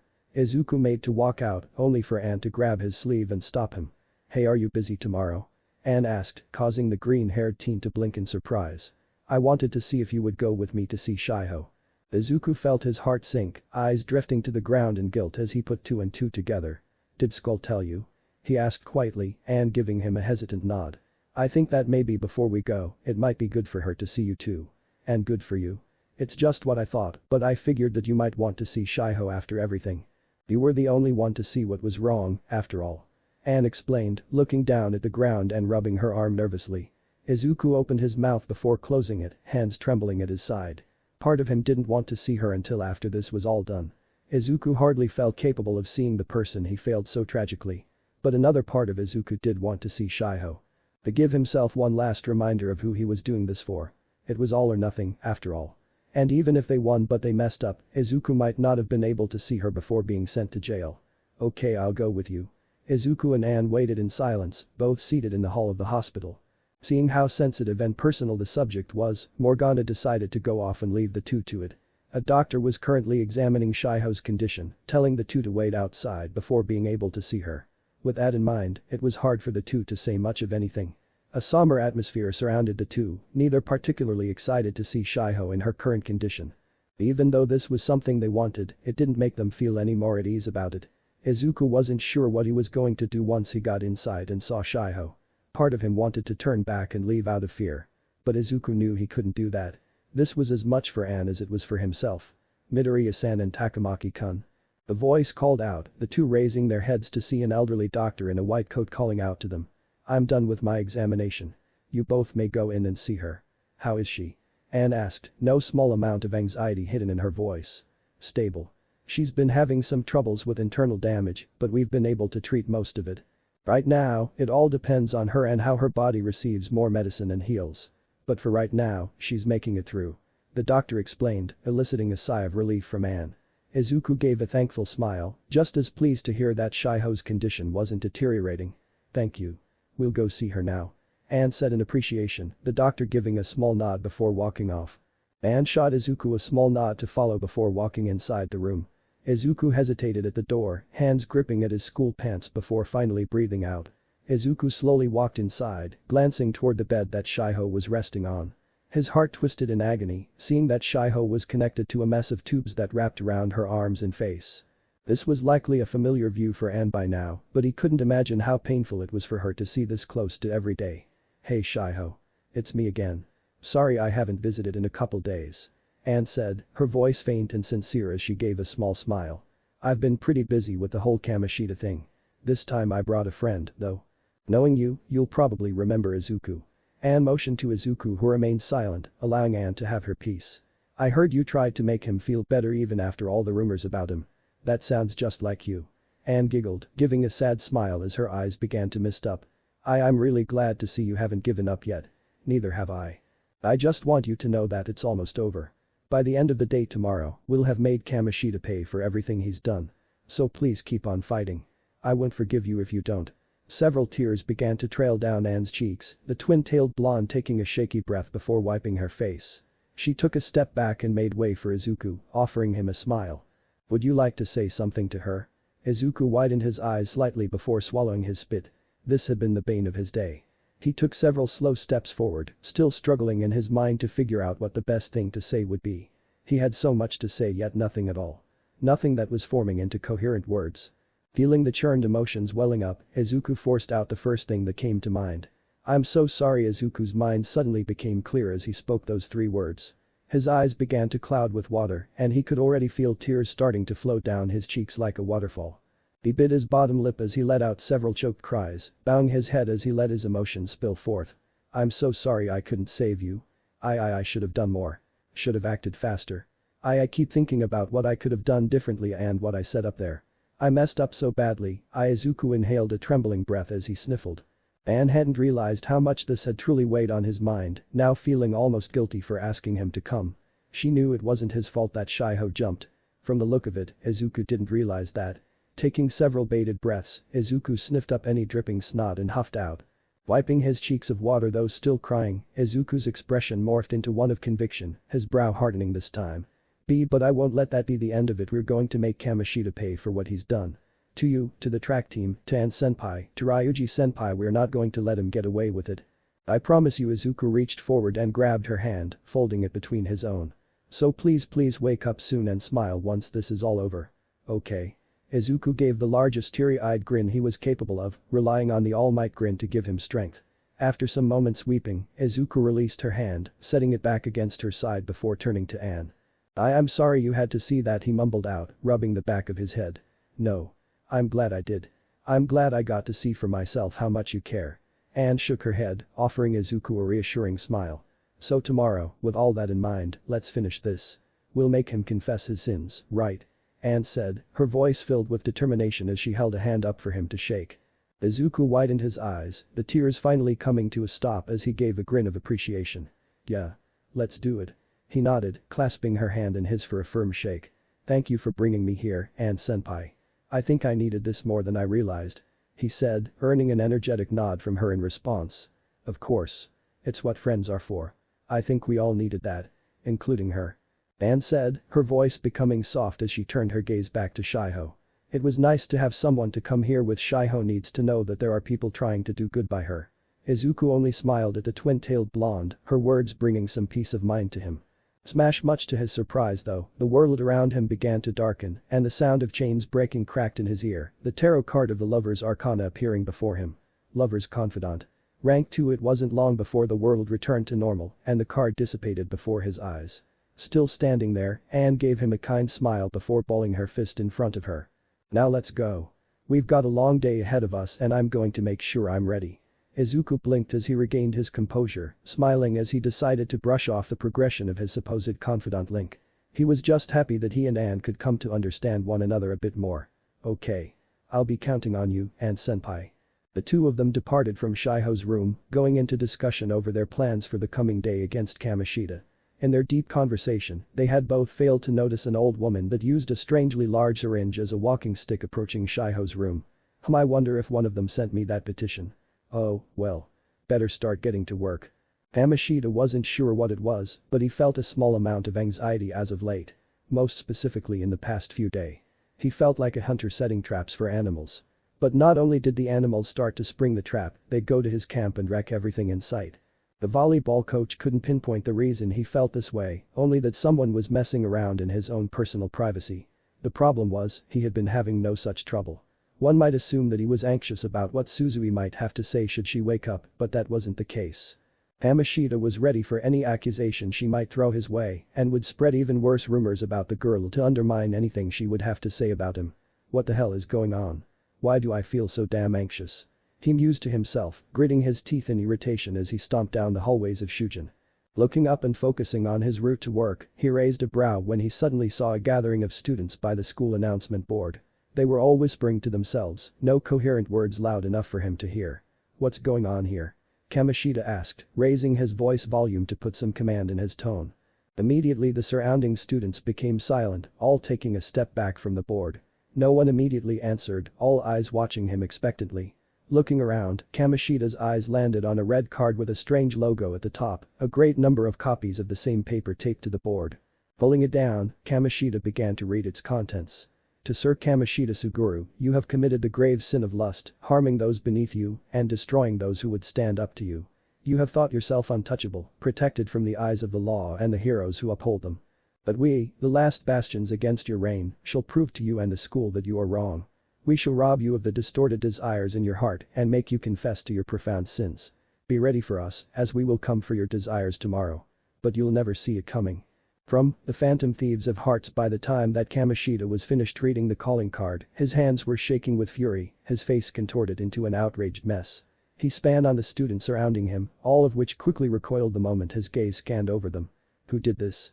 Kamoshida spat, causing many of the teenagers to step back in fear. Kamoshida didn't care who would become his next victim, his anger boiling over as he pointed at a random student. Was it you? Tell me who did this. He roared furiously, his uncontained fury enough to make the students begin to disperse in fear. No one answered his questions, and no one stuck around long enough to become the target of his true wrath. His eyes darted around, looking for anyone to blame for this sudden attack on his name. Finally, as the hallway emptied, his eyes landed on three familiar faces that stood at the other end of the hall. Narrowing his eyes and baring his teeth, Kamoshida stomped his feet forward as he approached Izuku, Ryuji and Anne, though his glare was focused on the two boys, rather than the twin-tailed blonde. It was you too, wasn't it? What was? Izuku asked, his voice low as he narrowed his eyes up defiantly at Kamoshida. Yeah, Kamoshida. What you talking about? Ryuji huffed in response, stuffing his hands into his pockets. Kamoshida contemplated lashing out, getting in an uproar at the two for this light on his name. But, thinking of his own reputation and what others might witness from observing this scene, he stopped. Reining in his anger, Kamoshida merely sneered at the two. Whatever. This doesn't change anything. You two will be expelled soon enough. Enjoy the little prank while it lasts. Before the Persona user's eyes, darkness surrounded them and Kamoshida's appearance suddenly shifted, resembling that of the shadow that ruled over his castle of cognition. Come try and take it if you can, fools. It cackled spitefully before the image of the real Kamoshida shifted back. But the coach stomped off, thinking himself victorious in the end. Well, I would say that worked. Morgana suddenly spoke from Izuku's bag, popping his head out and perching on his shoulder. We've got confirmation from that reaction. The treasure should have materialized. Good work on the calling card, guys. I told you to leave it to me. It went smooth as hell. Ryuji laughed proudly, rolling his shoulder in his excitement. I will admit, the message on it was pretty good. I was actually convinced that someone else wrote it. Not bad, Ryuji. Anne hummed, crossing her arms as she gave him a small thumbs up. Don't give him too much credit. He had Izuku proofread it last night and I'm sure that he made a lot of adjustments to make it better. Morgana huffed, earning a small flinch from the faux blonde. I only made some small alterations, just something to make it sound more mature, is all. Izuku laughed sheepishly, trying to give Ryuji more credit for the calling card considering his hard work on it. In truth, he actually had made quite a few adjustments on the message. But he didn't mind giving the credit to Ryuji. After all, what was most important to him was the result. His brow furrowed seriously, looking at each of them. But we've got to focus, now. If we only have the day to take the treasure, we can't waste any more time. Let's get going. Anne and Ryuji narrowed their eyes and nodded in agreement, both ready for the task ahead. All we need is today. It's time to put the last nail in this bastard's coffin. Lead the way, hero. Morgana chuckled confidently before stuffing himself back into the bag. Izuku took a deep breath before stepping forward, ready to end this once and for all. Midori. Izuku suddenly hesitated, quickly turning his head to see Mikoto standing by the bulletin board, holding one of the calling cards in her hand. Izuku gulped hard at seeing this, sparing a glance back at Anne and Ryuji, who gave him a concerned look. Izuku silently motioned for them to go on without him before turning back and walking over to Mikoto. Ryuji and Anne hesitated for a second before moving forward, deciding to wait for him to finish with the third year. Hey, Kodo-san, Izuku greeted, shakily scratching the back of his head as he waited for her to turn around. Mikoto's eyes were still on the calling card, concern still written across her face. Is this part of your plan to stop him? How? Mikoto asked quietly, looking up from the calling card and fixing Izuku with a confused gaze. You're basically declaring war on him. It's necessary, Kodo-san. Izuku explained, looking up to meet her eyes. It's going to be over soon, don't worry. One way or another. Mikoto looked down at the calling card again before sighing, tucking it away into her purse and nodding. Okay. Try to come out of this without getting expelled, okay? I'll do everything I can. We're going to win. Izuku nodded, giving her a more confident smile in an attempt to sway her worries. Thank you for all your help up to now, Kodo-san. I truly appreciate it. He said, offering a deep bow to her. Mikoto sighed, doubting the help that he spoke of before giving a simple nod. Be careful out there whatever it is you have to do. And try not to get into a fight you can't win. Okay. Izuku gave a hard nod, smiling to reassure her before rushing out the exit of the school. Not that I could ever stop you from doing that, she muttered dejectedly, turning around and heading back to the library and resume her studying. Persona 5 Ost. Life will change instrumental, on your right, hero. Got it. Carter. Lashing out with a ray of light, the persona blasted an opposing shadow to pieces in front of Izuku. With their infiltration route mapped out, moving through the castle to the throne room was going by like a breeze. They knew the ins and outs of the castle now, able to avoid the majority of conflicts with shadows on their way to the treasure. Only now and again did they have a shadow erupt from the ground to block their way, but it did little to slow their momentum. With the use of stealth and subtlety now gone, the four moved like a freight train from hell, blasting through their enemies without missing a beat. We're approaching the throne room. Be prepared for a lot of opposition. Morgana announced to the others. Currently, they were in the distorted room that was the precursor to the treasure. Moving with purpose, they avoided the holes and distortions professionally, Izuku keeping to memory the paths that held the previous days before. So long as we get the treasure, none of that will matter, right? Ryuji guessed with an excited grin, just as ready as any of them to complete their mission. Shadow, 12 o'clock. Izuku called out to the others, drawing their attention forward. Izuku took the lead, dashing with greater speed and hopping onto the shadow's shoulders. The practice he put in ambushing shadows in their first push through the castle had served him well, immediately going for its mask and prying it from the armored guard's helmet in one swift motion. Black ooze spewed from the armor, forming into a familiar enemy, an archangel, if Izuku recalled the name correctly. Skull, Panther. Izuku called out, his aforementioned comrades knowing exactly what to do at his beckon. Captain Kidd. Carmen. Ryuji and Anne cast aside their masks, their personas forming above them as the two pointed forward. Let him have it. They cried out, a volley of lightning and fire coloring the air as their personas unleashed their power. The shadow had little time to react, crying out in pain as the lightning stunned it and the fire stacked on the damage, tearing its body. The four had become aware of the fact that, with every strong foe they defeated, the stronger their personas became. Days prior, Ryuji's lightning attack alone was not enough to stop the same shadow dead in its tracks. Now, with its combined power with Carmen, you're up, hero. Carter. Izuku said as he stripped his mask from his face, the porcelain white being forming above him with its arm raised at the ready. Quantico Smash. Izuku exclaimed, and with a flick, the persona unleashed a powerful shockwave that shot into the shadow's chest. The force proved too much for the shadow, causing it to explode into a mess of black ooze that drained into the ground.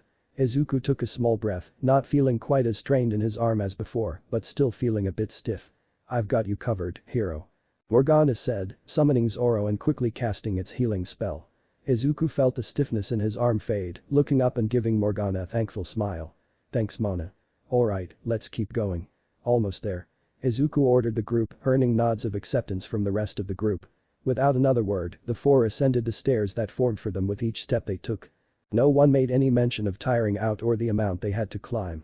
With their objective just ahead of them, the adrenaline they felt was enough to block out any amount of typical physical weariness. They soon reached the top of the stairs, Izuku motioning for them to stop behind him. Something that immediately stuck out to them was the fact that the throne room doors were wide open and no shadow patrolling the hall. Izuku took a cautious step forward, peering inside the throne room with caution. Much to his shock, it was completely empty of any enemies. Where are they? Normally I would say hiding, but it's also likely that they were assigned to different parts of the castle if they're not here. Morgana suggested, rubbing his chin with his paw. That makes things easier for us. We'll have a straight shot to the treasure. Oh hell yeah. I'm totally down for that. We'll just walk in and take it. Ryuji grinned dumbly, pumping his fist in the air. That seems way too easy, though Izuku mumbled before scanning the room cautiously with his eyes. Either way, we still have to get the treasure. Keep your guards up, everyone. We still don't know if we're home free just yet. Got it. Let's get our hands on that treasure. Anne said, the four immediately proceeding forward. Izuku kept his head on a swivel, eyes darting back and forth from each corner of the room surrounding them. No shadows and no Kamoshida. Izuku would like to believe that things were going to be so easy. But he wasn't stupid. He fully expected a trap lying in wait for them. After climbing the stairs to the second level, Izuku made the others halt behind him, slowly pushing the door open after drawing his pistol. No shadows still. Still suspicious but not willing to stop, Izuku motioned for them to keep going, leading them inside to the treasure trove inside. Pushing the second set of doors open, Izuku unveiled the true treasure of the castle, the four widening their eyes in disbelief. At the center of the room, an English-styled gold-crusted crown hovered above the piles of gold on the ground.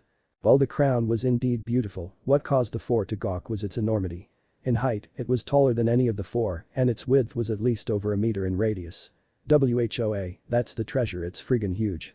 Ryuji gawked in disbelief, the four slowly approaching the crown. Beautiful, isn't it? Oh how I've waited for this day to come. Morgana sighed in contentment. Yeah it really is. That kinda pisses me off.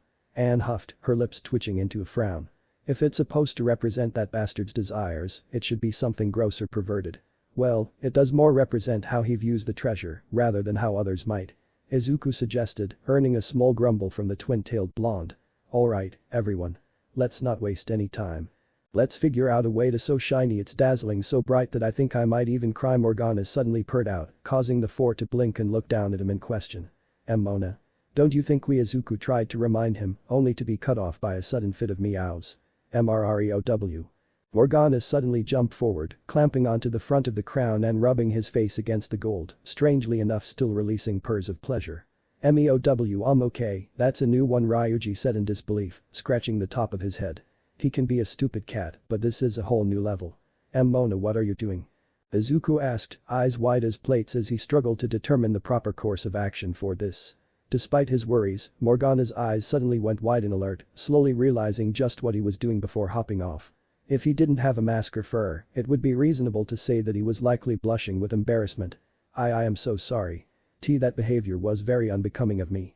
Especially in front of a lady. Morgana coughed out, scratching the back of his head with a paw. That was the first time you've ever actually acted like a real cat. What was that about? Anne asked, hiding none of her curiosity over Morgana's strange behavior. It was just something instinctual, I guess. I just couldn't help myself. After seeing the treasure after all our hard work, I was so entranced it must have something to do with human desires, Morgana sighed, looking down at the ground as he tried to make excuses for his strange actions. His face suddenly lit up with excitement. Oh, but isn't that proof that I'm a human? How should we know? Ryuji snapped back, the assumption a little too broad for his taste. Well, anyway, it's time to get this out of here. We'll just have to carry it from the look of things. Morgana cleared his throat, trying to regain his previous appearance of professionalism. You sure recover fast. Ryuji drawled with an eye roll, but stepped up to the treasure regardless. So how's this gonna work? Is it gonna keep floating like this or? He hummed, placing his hands under the rim of the crown. The moment he tugged on it, gravity seemed to finally kick in for the crown, the opposite end falling to the ground with a thud, while Ryuji strained to hold up his end. Holy, this thing is heavy. Guys, we looks like you'll all have to carry it out. I'll act as the guide out, since I'm not tall enough to stay level with the rest of you. Morgana suggested, Anne approaching the crown and tilting her head. Guys, this will be a lot more difficult than I expected, Anne grumbled, leaning down and picking up one end of the crown. Okay, wow. You weren't kidding about how heavy it is, she peeked an eye out at Izuku, who seemed to be watching them with a sheepish expression as he scratched the back of his head. Come on, hero. We need your help. Izuku said, slowly reaching up and pulling off his mask. Carter materialized above him, causing his teammates to look up in question. Why don't we just carry it with our personas? Huh. Guess that was kinda obvious in hindsight. Ryuji mumbled, rubbing the back of his head. Feeling a bit too stupid about the idea, he turned his embarrassment to Morgana. Hey, why didn't you suggest that? Don't look at me. Morgana suddenly began to struggle to find an answer that sounded convincing. I was just still excited over earlier. Oh, whatever, alright, no more fighting. Anne sighed in irritation, dropping her end of the crown and taking a step back. Let's just go with Hiro's idea and tow this thing out of here with our personas. Why, yes, ma'am. Ryuji and Morgana said in agreement, deciding to end it there to spare their remaining dignity after the oversight. Izuku just let out a sheepish chuckle, willing Carter forth and having it pick the crown up in one hand, holding it by the rim. Strangely enough, while bigger than the crown, it still looked too large even for his persona. Though Izuku didn't dwell on the thought any more than the brief muse. I have to admit though, the results that sprouted from our deal far exceeded any of my expectations. Morgana suddenly said, drawing Izuku's attention down to the cat who looked up at him with a proud smile. Not only did I find 3 persona users, but you turned out to be a fairly competent leader, as well. We even now have the treasure within our grasp. I would say that my judgment of you was correct. Making a deal with you was certainly the right choice. He laughed, giving an almost childishly proud grin. Despite Morgana's slight smugness, Izuku couldn't stop a smile from spreading across his face. Yeah, I'm glad that we met that day too, Mona. He said, giving a small chuckle. Smash. Izuku widened his eyes again as the familiar tarot card appeared before his eyes, the world around him briefly darkening. Magician confidant. Rank 2, alright, everyone. Let's try our best to keep Hiro and his persona covered since he's the one carrying it. Morgana suggested, his words bringing Izuku back to reality. The green-haired teen watched as the 3 moved ahead of him, shaking his head as he made to catch up. Carter floated behind him, phasing through the wall, while making sure the crown hung low enough in its hand to go through without trouble. Any enemies in sight? Morgana asked, eyes searching the throne room for opposing shadows. Nothing over here. Ryuji announced. Same. Let's go. Anne called out, Izuku nodding as he made his way down the stairs with Carter close behind him. Let's go. Let's go. Let's go, Kamoshida. The very familiar voice of Anne echoed through the hall. The group turned their attention to Anne in question, only for the twin-tailed blonde to blink. But that wasn't from behind one of the pillars, a volleyball shot out with terrible strength. Izuku hadn't seen it coming, and without preparing for it, the force from the ball was enough to knock it out of Carter's grip, the crown falling to the ground with a thud. Jumping through the air, the 4 thieves watched as Kamoshida's shadow landed on his throne, a sadistic shit-eating grin across his face. He held up a hand toward his crown, the treasure illuminating for a moment before shrinking before their eyes. It hovered in the air again before flying into Kamoshida's open hand, now holding a normal-sized crown. You fools thought I'd really let you walk out with my crown. This is proof of my divine right as king of this castle. It is the core that keeps this world alive. All the more reason for us to take it from you, asshole. We're gonna make this place fall to the ground. Ryuji exclaimed, the 4 quickly gathering together to fight Kamoshida as one. The doll of Anne appeared once again, the true Anne gritting her teeth in disgust and frustration as she saw it. So that really is how you see me, huh? You perverted prick, Anne growled, her pink-gloved hand gripping at her whip. Give us the crown, Kamoshida. Or we'll take it from you. Izuku said, his voice low as his eyes hardened into a glare behind his mask. You can't take on all of us. Is that what you believe? Please. Just because a piece of trash piles together, that doesn't make it anything more than trash. Kamoshida taunted, spinning the crown in his index finger. No. I'm going to dispose of you lot all on my own. Right here, right now. Bring it on, you sexually harassing d-bag. We'll make you eat shit. Ryuji retorted in anger, pulling the pipe from his back and spinning it around. Sexual harassment. What makes you think that? Kamishita asked, feigning innocence as he leaned forward toward them and took one step down from his throne. I'm not the one who wanted to get into college with high merits. The students, their parents and the principal all turned blind eyes on their own. They give me what I want so that they can benefit from my achievements. Something brats like you could never understand. Same with that idiot girl who tried to kill herself. Izuku felt his anger flare up inside, pupils dilating as he pulled the staff from his back. You dare, you're right. She is an idiot. Izuku blinked when he heard this, eyes shifting to Anne in shock. The red-suited thief was looking down in shame, her eyes hidden by her mask. Letting you manipulate her, trying to commit suicide, and I'm an even bigger moron for not seeing how much she was suffering. Despite her words, Anne shifted her gaze back up to Kamishita, a fire lit in her eyes as she pulled the whip from her hip. But no matter how much of an idiot someone is, you don't have the right to decide whether they can live their lives or not. Enter Izuku muttered, impressed and touched by her resolve. Turning back to Kamishita, his anger had been washed away, now a flame of determination filling his heart. HMPH. Like a peasant like you can decide anything for yourself. None of you understand my achievements and my greatness. Kamishita huffed, grinning sadistically again as he propped his chest out. I'm a cut above all humans. You're just a bunch of ants to me. Ryuji began to growl, ready to spew a mess of profanities at the gym teacher as usual. But suddenly he stopped, a shit-eating grin starting to spread across his masked face as he started to laugh loudly, his teammates turning to him in shock. Oh yeah? A cut above the rest, huh? What about those kids at UA? You above them, too? But that one sentence, Kamishita's sadistic smile suddenly fell. What did you just say? Must suck getting outshined by a bunch of students, huh? They really made your dumb gold medal look like a paperweight. Ryuji chuckled, standing up straight and resting his pipe on his shoulder. After we found your little creeper room, I thought I'd look up some of the details of your gold medal win. Get a little more understanding of where all that kinda shit spouted from that made you such a shithead. But then I found a profile that exposed your quirk. News articles love to mention those, huh? Ryuji pointed at Kamishita, sticking his tongue out tauntingly. I mean, really? All you can do is whip your tongue really far. No wonder you hate those kids so much for taking your spotlight. You don't know anything, you pathetic monkey. Kamishita suddenly exclaimed, pushing his fake hand behind him as he lashed out in fury. I achieved an award without a quirk. I claimed a gold medal from my hard work alone. Brats like you who rely on your fancy quirks for popularity are nothing to me. I would normally admire someone who works so hard to gain such accomplishments in life without a useful quirk.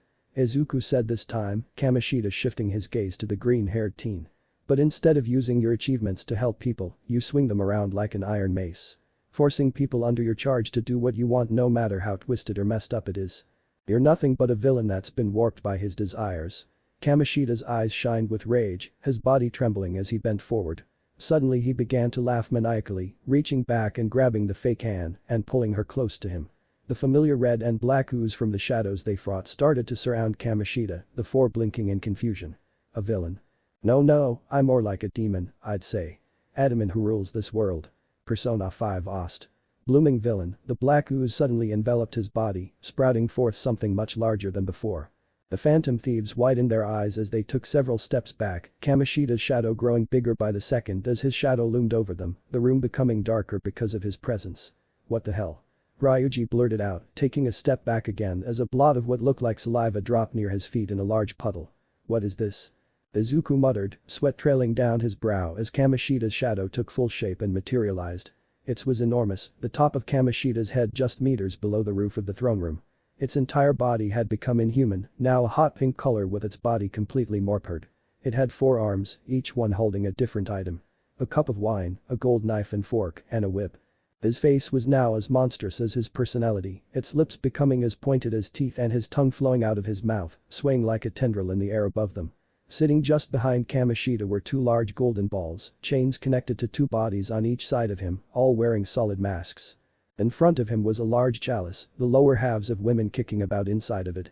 I've told you all time and time again, Kamishita's shadow bellowed as it swayed its head back and forth, its voice twisted and deeper than it was before. The school, this castle, this world all belong to me. And I can do whatever the hell I want. Izuku felt Kamishita's intimidating power wash over him, staring up at the monster in complete shock. But after a moment, his senses returned to him. Gritting his teeth, Izuku gripped his staff in hand and pointed it at Kamishita, summoning his courage and anger. You're wrong. We're not letting you do whatever you want anymore. We're going to steal your heart and make you pay. Damn straight. Ryuji said in support, he and the rest of the team taking a step forward in defiance, feeling inspired by Izuku's unshaken courage. Kamoshida's body trembled in rage, rearing his head back and letting out a ferocious roar that shook the throne room. "Brats like you will always be powerless to stop me." Raising the golden knife in his hand, the shadow swung down on the four. They immediately dispersed, Ryuji and Izuku jumping right with Morgana and Anne doing the opposite. "Panther, hit him with fire. Mona, fan the flames." Izuku called out, the two skidding against the ground and nodding. "Go, Carmen." "Agi." Anne ordered, stripping her mask off and summoning the scarlet-dressed persona. Flames bursted from Carmen's palms, blasting them forth against the monstrosity sitting at the top of the throne. Kamoshida only recoiled slightly from the blast, scoffing in displeasure. Before he could make a remark, Morgana was quick to act, Zoro forming above him and swinging its sword. "Don't let those flames die, Zoro." Morgana ordered, his persona creating a small whirlwind that blew right into Kamoshida. The flames intensified across his body, the palace ruler letting out a small grunt of pain as it covered its face with one arm. "You dumb brats. Little shits shouldn't be playing with fire." Kamoshida laughed, slapping the whip in his hand against a pillar. Morgana and Anne widened their eyes in confusion. Hearing the bristle of chains, the two looked down to see the slaves running forward, volleyballs in their hands. With a quick serve, each one blasted a ball at the two far faster than any normal person could. "Watch out, Panther." Morgana called out, quickly attempting to jump forward and push her out of the way. It was for naught though, the ball slamming into the two and causing them to cry out in pain, both of them falling back from the force. "Mona." "Panther." Ryuji cried out in fear, turning a furious glare Kamoshida's way. "You're gonna pay for that. Let's go, Captain Kidd." Tossing his mask aside, Ryuji's persona formed above him, Kid sailing through the air and slamming its boat directly into Kamoshida's gut. Much to Ryuji's displeasure, the blow didn't seem to do much as the massive shadow only scoffed. "As always, you attack first without ever thinking about the consequences. That's what got your leg broken in the first place, remember?" Kamoshida cackled, rearing his fork back and swinging it forward. Ryuji visibly paled, quickly raising his arms on instinct to protect himself. "Genbu." "Taranda." Izuku called out, quickly summoning one of his newer persona that was created from fusion. It was a turtle that connected to a snake had a tail, the persona unleashing a wave at the palace ruler. Just as Kamoshida was about to, Ryuji huffed, tensing the muscles in his arms as he tried to shake off the stiffness he felt after blocking the attack.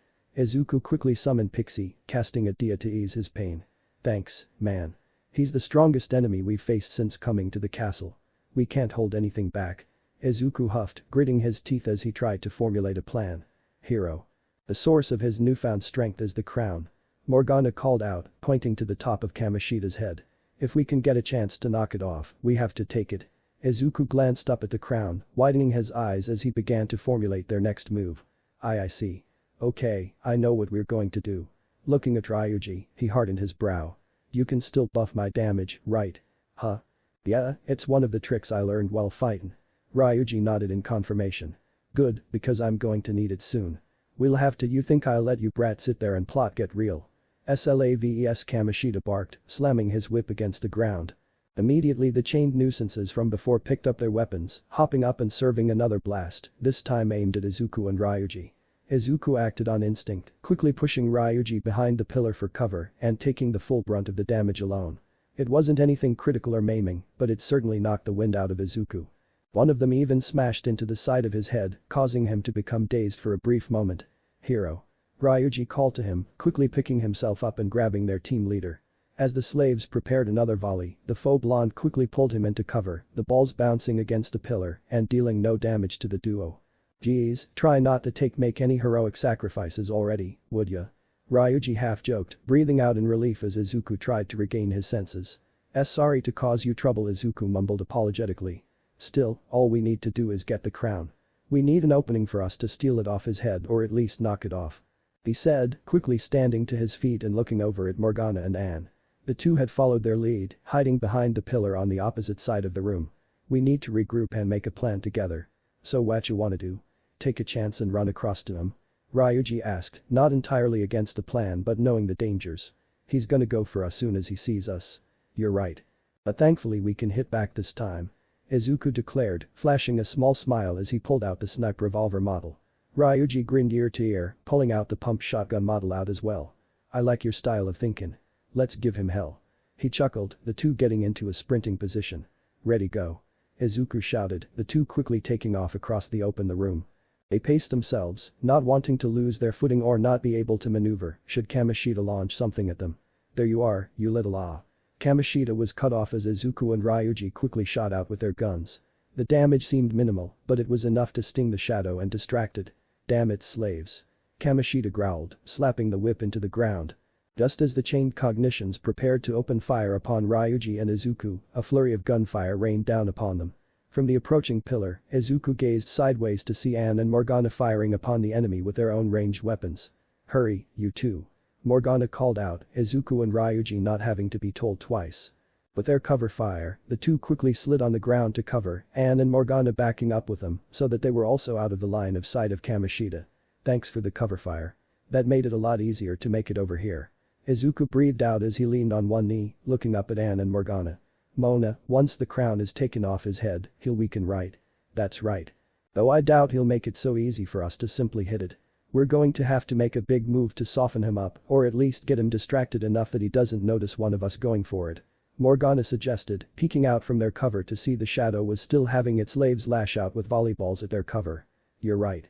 That's why I'm going to hit him with Carter's physical attack. Skull will give me the buff I need for it to make it stronger, so you and Panther have to prepare to go for the crown. Izuku advised, earning a round of nods from his team. Sounds like a plan. Just don't try anything too reckless out there. We saw you take some pretty hard hits. Anne said with a bit of worry. Before anything else could be said, saliva splashed around them, the four blinking before looking up. Kamoshida's togue was wrapping around the pillar that provided their cover, its foundation cracking as it tightened. Stop hiding from me, you stupid brats. Come out and take your beatings like the rest of my slaves. Kamoshida cackled, pulling harder and harder on the pillar as it started to give under his strength. Shit. Okay, it's now or never. Let's go. Izuku called out, the four putting up their arms as shields as the pillar was finally broken, flung to the opposite side of the room by Kamoshida's tongue. There you are, you no good little shits. Kamoshida roared as he began to whip his tongue around. You call this thing worthless, right? Let's see how worthless it is after I take your lives with it. Go ahead and try, bastard. Anne growled in defiance, Carmen materializing above her and lashing out with her flames. They surrounded the edge of Kamoshida's tongue, the shadow widening its erratic moving eyes in pain. Now, hero. Do it. Kamoshida grunted, its eyes straightening for a moment as it searched the dust-filled air left behind by the pillar's destruction. At the center of the room, Izuku was kneeling with his arm raised, Carter appearing in a torrent of light and mirroring his movements. A short ways behind him, Ryuji had Captain Kid out, the persona enveloping Izuku in a flash of red light. Give it to him, good. Take this, Kamoshida. Quantico smash, Izuku said, his voice filled with determination as Carter unleashed its power. Blasting forth with a flick, a powerful shockwave shot toward Kamoshida, hitting the monster square in its center. The shadow let out a loud groan of pain, choking slightly as the pressure caused him to buckle over slightly, keeping himself from falling on the chalice in front of him, though. Izuku's entire body tensed with muscle stress, the damage he took from earlier stacking on top of it to make things worse. Despite falling to one knee and struggling to balance himself up, Izuku cracked one eye open. Oh, Mona. Now. You've got it. Morgana answered, now standing on top of the terrace and preparing to attack. With the way he's angled now, I'll knock it right off his head. Morgana hummed mostly to himself, narrowing his eyes as he summoned Zoro above him. Show him your might, Zoro. Take that crown off his head. Obeying his wishes, Zoro began to swing its rapier, a whirlwind forming from his blade and flying directly toward the crown. The four looked up with hope, watching as the torrent of wind came only meters away from the crown. But their hopes were immediately crushed, widening their eyes as Kamoshida suddenly raised its two right arms, blocking the brunt of the wind damage from his crown. What the you little brats think that's all it would take to beat me? The palace ruler began to cackle, raising from a steadily growing laugh to full-out manic. Looking up and straightening out its body, the shadow had a gray body sticking out of the edge of its mouth, the four thieves widening their eyes in disbelief as he swallowed it whole. A green aura surrounded his body, restoring it to its former glory. The burns and bruises it once had from their attacks quickly faded. Why, you've got to be kidding me. Did he recover his health by eating those things? Morgana exclaimed in shock, more than disappointed that their plan had fallen apart. You dumb rat. You think you can try and touch my precious crown and get away with it? Kamoshida growled as he whipped the ground. Slaves.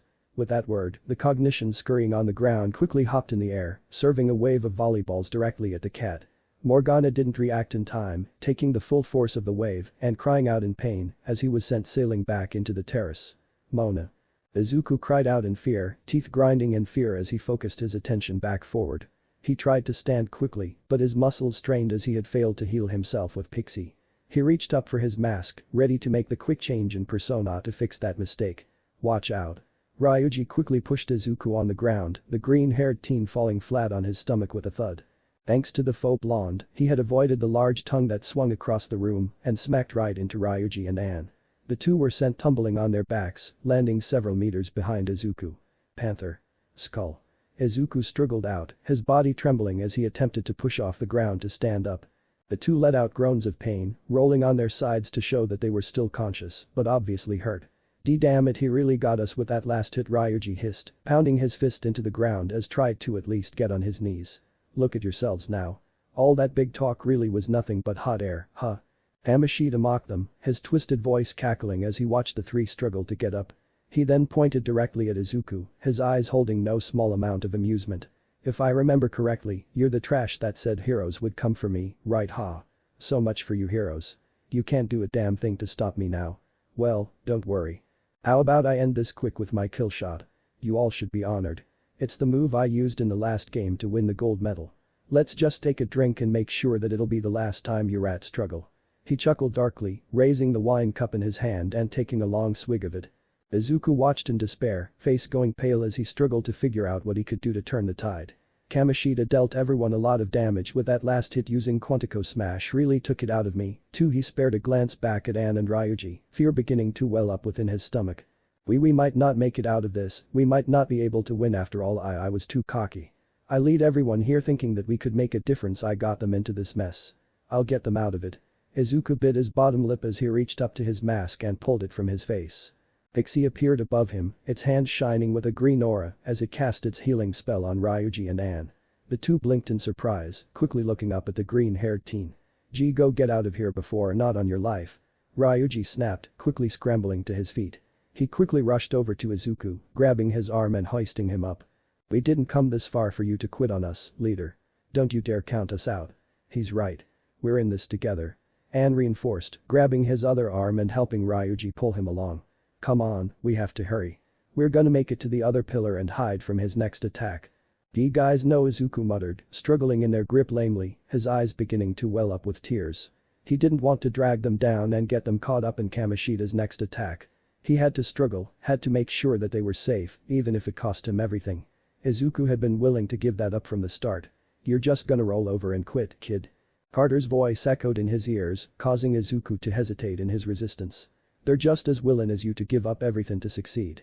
If you give up now, you're taking that from them as much as that prick. But how can we win? How can we being a hero has never been about whether you can do it or not. Izuku felt his body froze as those words echoed through his mind, a stillness coming over him. It was only a second later that he felt his body begin to restore to its prior strength, a green aura washing over him. Izuku looked down at himself in wonder before quickly whipping his head back. At the top of the terrace, leaning on its railing, was Morgana. He looked hurt, leaning on the rail for support as he held his chest. Despite his obvious pain, the cat gave him a look of conviction. One that told him that this fight wasn't over. In that moment Izuku understood. Understood what he had to do. What they all had to do. Izuku steadied himself up so that he stood on his own, his two friends pausing to watch him with concern. Looking up at Ryuji and Anne, Izuku gave them both a shaky grin. Okay, let's beat him. Seeing his resolve return, Anne and Ryuji smiled back. Kamishita finished his drink, letting out a hot breath and giggling like a drunk. Heh. Watching you rats curry to your last bit of hope is pretty amusing. But it's not gonna do you a damn thing. He cackled, reaching back and grabbing one of the golden balls that kept his cognitive slaves in place. Lifting it in front of him, the twisted shadow of Kamishita tossed it in the air. Here comes my kill shot. Jumping up from the ground, the palace ruler took aim at the three still struggling to make it behind the pillar. With one swift slam of his fist, the golden ball rocketed toward the ground. He couldn't see their exact position, but knew that the shockwave should be enough. It impacted against the ground like a speeding bullet, the ground giving way and creating a plume of rock and dust. Kamishita cackled again in triumph, his monstrous lips twitching up into a sadistic grin. That should teach stupid brats to sit down and obey their superiors like proper brats. Adults rule this world. I rule this world. That school has its notoriety because of me. No matter how hard you fight it, you'll never win against me. Kamishita cackled out, his head leaning back as he reveled in his victory. Don't count us brats out just yet, bastard. Kamoshida's taunting ceased, the mangled shadow slowly straightening out to look back down at the thieves. Before he could react, a burst of flame erupted against his chalice, Kamoshida inhaling a breath in surprise. And no. Don't touch that. You don't, Kamoshida demanded, though fear and desperation laced his voice.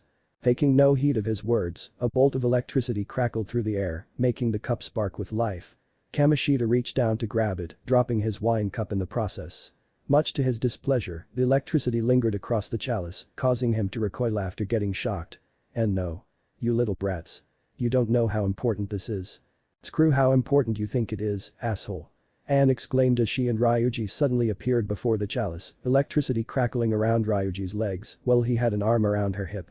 The two quickly drew their weapons, Ryuji ignoring the familiar stinging pain in his knee as he swung forward with his iron pipe. With a heavy thud, their strikes caused a large crack to spread across the cup. I promised from the beginning to destroy everything you hold dear. We'll start with this. Damn it, don't you, Kamoshida attempted to protest, only for something solid shoot him square in the eye from the terrace. Kamoshida couldn't stop them in time, Ryuji and Anne letting out wails of fury as they lashed out with all their strength. Striking the cup with great force, it tipped backward, the crack created before now spreading across its entirety. The shadow opened its one good eye just in time to see it fall to the ground, finally shattering from the impact. As if to rub salt in the wound, the remaining pieces left from its demise degraded into black ooze, sinking into the ground. And oh, how could you do that? I won that cup at Nationals.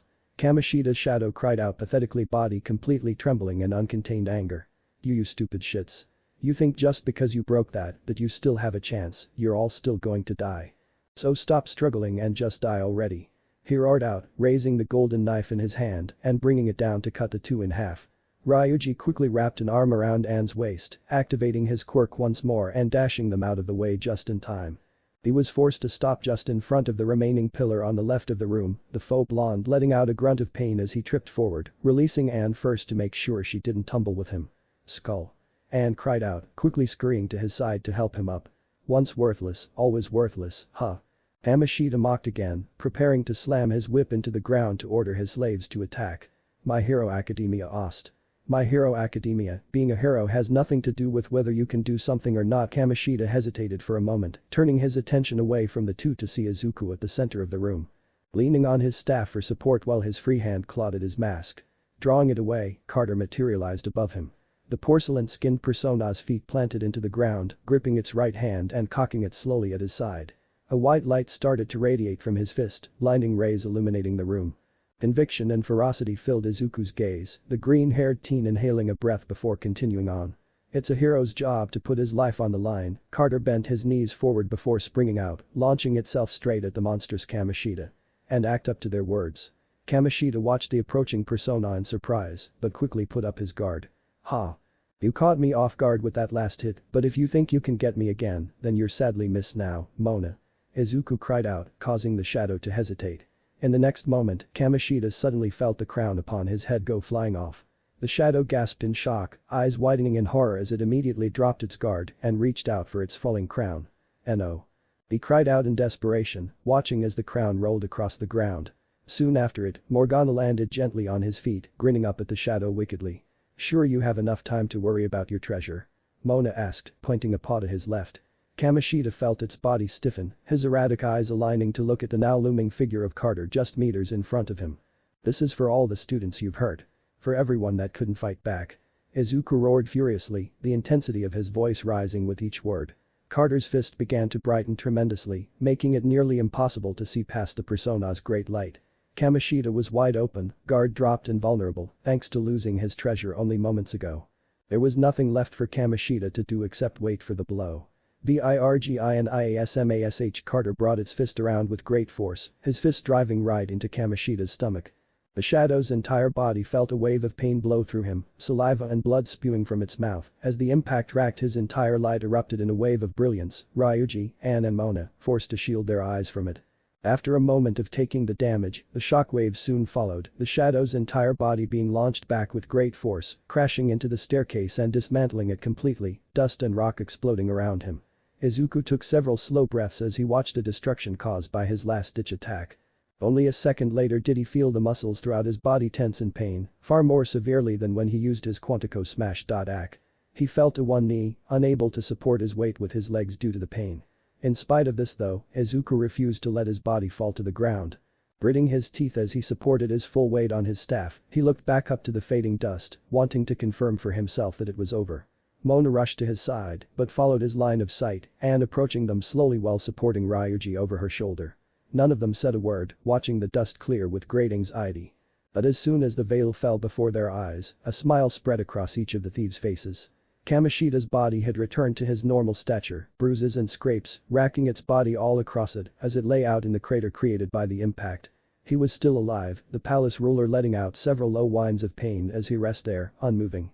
Kamoshida's shadow had been defeated. And the Phantom Thieves of Hearts had won. Chapter 15. The Phantom Thieves of Hearts took a moment to observe Kamoshida's injured and bruised form, the shadow, in no position to oppose them any longer. After waiting for Kamoshida to attempt to get back up, the four relaxed as they became sure that he was no longer a threat. Morgana quickly cast Dia on Izuku, restoring some of his physical health so that he wasn't in so much pain. Bated breathing huffed from each of them, the adrenaline beginning to wear off. Izuku spared a glance around, looking to see the once gigantic crown revert back to the size a human could wear.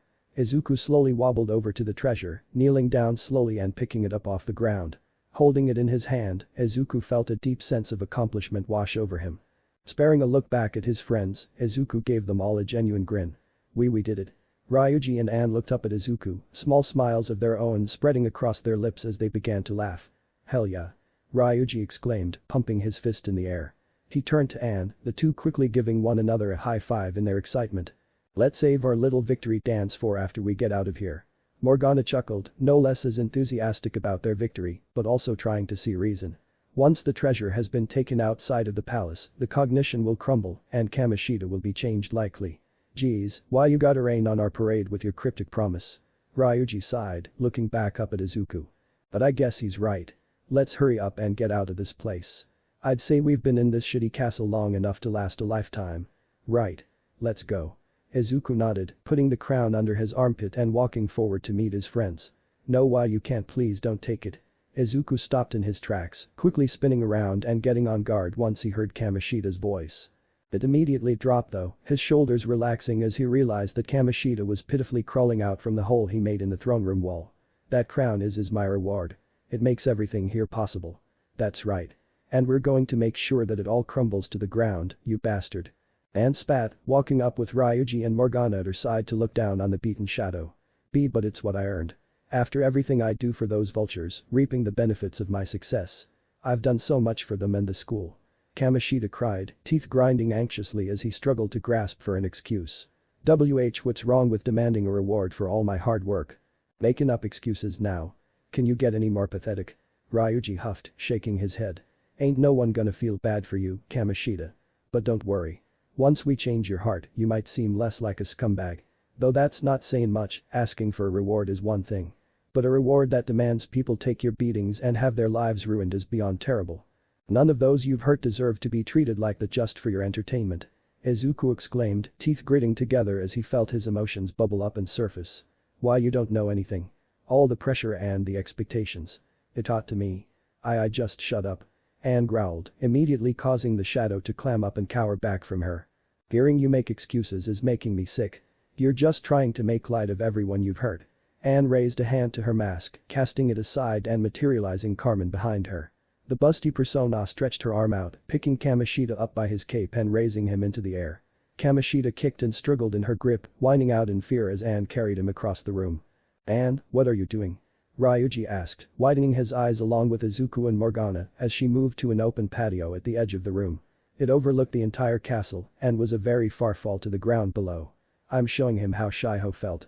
Anne declared, not looking back at the others as she stomped forward. Carmen hovered after her, Kamoshida still struggling in her grip to escape. Now, Carmen. Anne ordered, her persona giving a brisk nod before moving forward.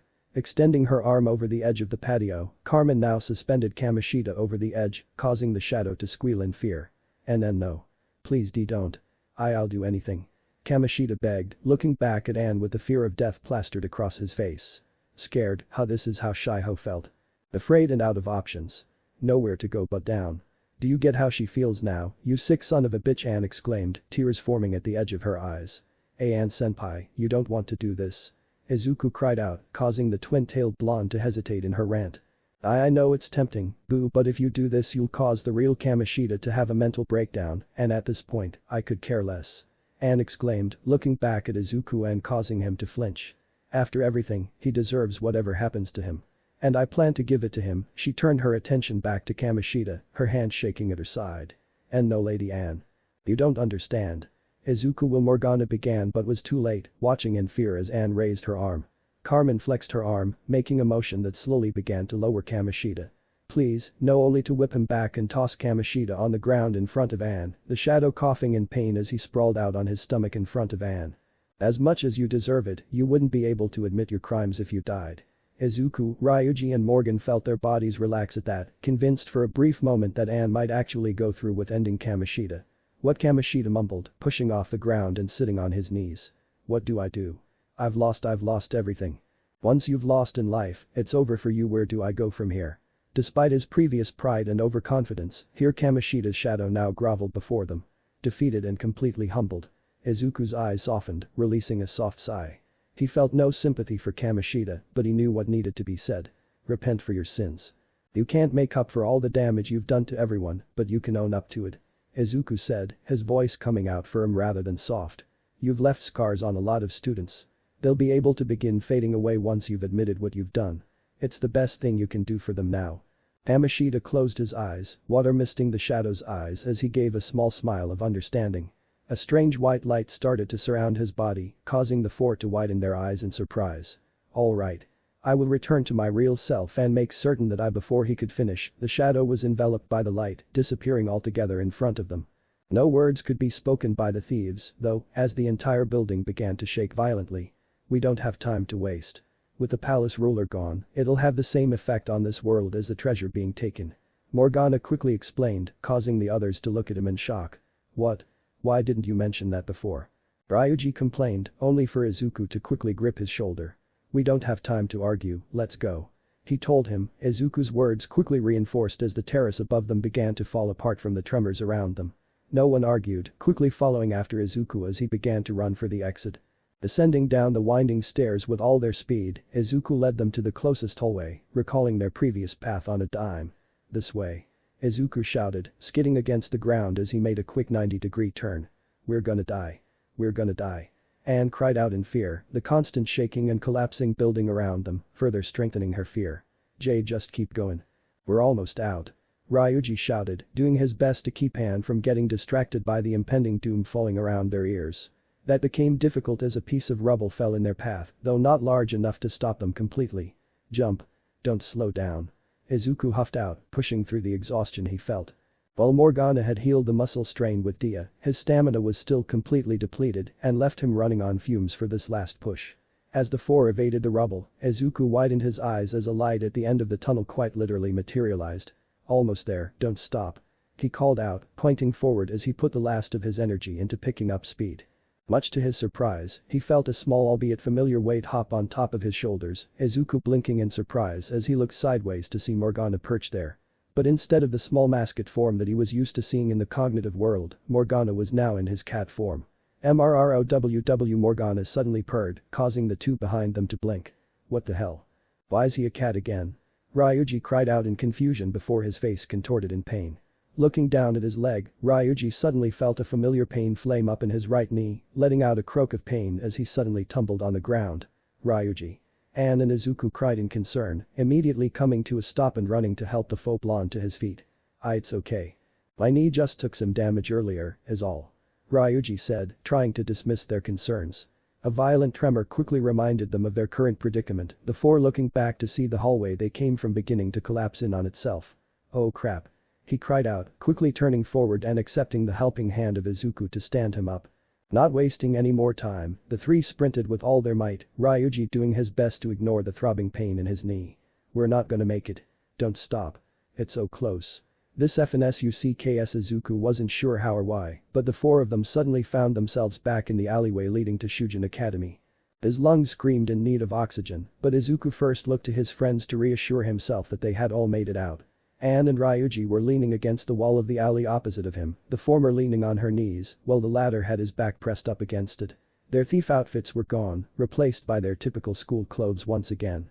Looking down, he saw that Morgana seemed completely fine, the feline currently licking the fur of his foreleg. Seeing that they had all made it out, Izuku took a deep breath of relief. We made it, just barely, I thought. I honestly thought we were gooners for a sec, Ryuji huffed out, giving a dumb grin in appreciation. Yeah. Your knee acting up at the end was pretty scary, Anne admitted, pushing off her knees to stand up straight. Looks like we all made it out in one piece, though. A moment later, the three suddenly heard a tone chime from each of their phones. Blinking, Ryuji was the first to pull his out and widen his eyes. Dude, look at the nav. Izuku quickly pulled out his phone, opening it up and clicking on the familiar icon. The destination has been deleted. So it's true. We can't go there anymore. Anne mused aloud, looking up from her phone to the others. Wait, where's the treasure? You had it, right, Izuku? Morgana asked, looking up at the green-haired teen in panic. Don't worry, Morgana-san. I still have it. Izuku reassured, reaching into his pocket before producing the treasure. However, it was no longer a crown. In its place was an Olympic gold medal. I felt it start to change size as we were getting closer to the exit, so I put it away before we got back. Wait, what? But why is it a medal now? Anne blinked, taking a step closer and inspecting it for herself. The treasure took the form of what caused Kamoshida's heart and desires to become distorted. Morgana explained, drawing their attention to him now. To him, this medal is as valuable as that crown we saw in the palace. Makes sense. The guy was hanging on to his past glory and let it get to his head in a big way. Ryuji huffed, though feeling satisfied to know that it was definitely over now. So he's going to change, right? His heart should have changed after everything we did. Anne asked, looking down at the cat for answers. I mean, yeah, most likely. Morgana said, looking to the side and showing some doubt. Dude, we're gonna get expelled if you're wrong. Ryuji exclaimed, causing the cat to wince back from him. Gee guys, I think it's okay. Izuku cut in, stopping them from jumping all over the cat for his doubt. I'm willing to believe Morgana-san when he says his heart should change. We just have to wait and see. He reasoned, looking down at Morgana. Do you know how long it should take for his heart to be affected?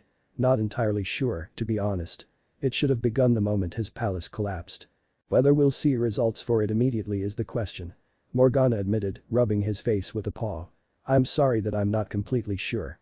This is the first time I've seen a successful heist of a heart for myself. Damn it, I wanna be happy, but I'm effing antsy about how things turned out. Ryuji groaned, scratching his head furiously. Why don't we go find him and see if he's changed any? I think we should be patient, Ryuji-senpai.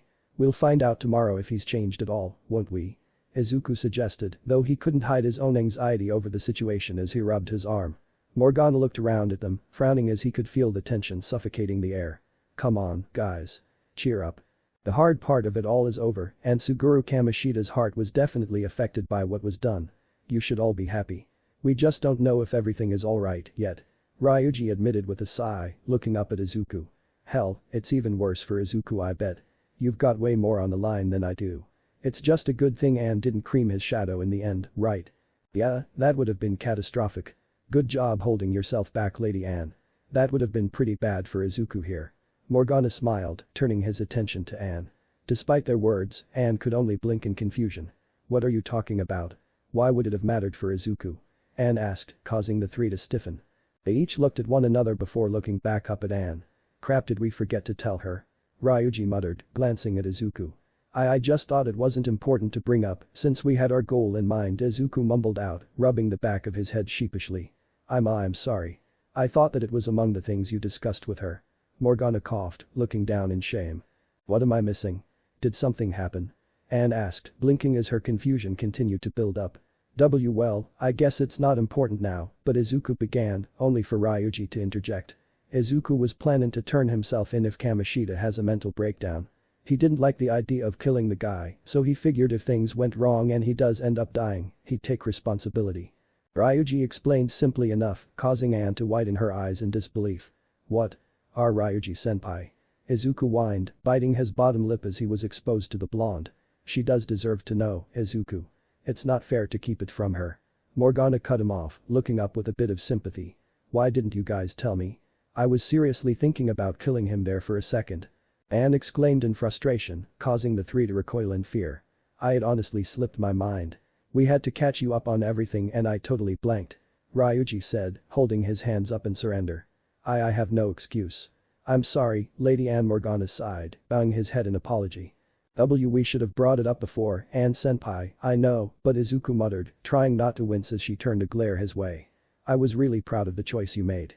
I was happy to see you made the right choice on your own. You're lucky I did. Damn it, Anne huffed, rubbing her forehead in irritation. Just clue me in next time, would you? The three immediately nodded their heads in acceptance. Good. Now let's get out of here. I'm completely exhausted. Sounds good. I could sleep for a week after all that, Ryuji grunted, rubbing his neck tiredly. With that, the four walked out of the alleyway, heading to the train station together before inevitably heading home alone. Izuku couldn't have been more happy to see the neon sign of LeBlanc hanging overhead. It was strange to just come from all of the peril and drama that accompanied the palace to going home like nothing so life-changing had just taken place. Walking in, Sojiro was loitering behind the bar, same as usual. Looking around, LeBlanc was void of any customers, something that was far too familiar of a sight for Izuku to feel comfortable about. A coffee shop needed customers after all, right? Oh, you're back. Sojiro said, eyes lazily shifting to regard Izuku. Yeah, I am. I'm really beat too. Izuku chuckled tiredly, sluggishly dragging his feet forward as he made one last push to the stairs leading to his room. I can tell. But you also look pretty satisfied, too. Sojiro remarked, giving him a sideways look as he sipped on a cup of coffee. That's good to see considering you've been walking around like you've got a chip on your shoulder. Izuku stopped in his heavy-footed stride and looked at Sojiro, blinking in surprise. Ooh, sorry if I was bothering you like that. Some good things happened today, is all. It's fine. It's just nice to see you don't look like a kicked puppy anymore. Maybe that cat was a good idea, after all. Sojiro chuckled, leaning forward on the bar. But don't get too comfortable. Life likes to hit us when things start going our way. Alright. Izuku sheepishly nodded, knowing that it was Sojiro's style to be neutral on most subjects. He was a fairly guarded man despite his smaller Ks that hinted at his sincerity. With nothing more to say, Izuku trudged up the stairs of the shop, ready to collapse the moment he saw his bed. He heard the tone of his phone chime from his pocket but didn't make to answer it immediately, instead allowing himself to sprawl out in the sheets on his stomach. Part of him didn't want to check his phone, wishing to allow himself to fall asleep right then and there. But wanting to be considerate of whoever messaged him, Izuku weakly felt for the phone in his pocket, sliding it out and peeking at the contact name. "Ann senpai," Izuku muttered, lifting his head a bit higher to see read the message with more attention. "Ann. Thank you.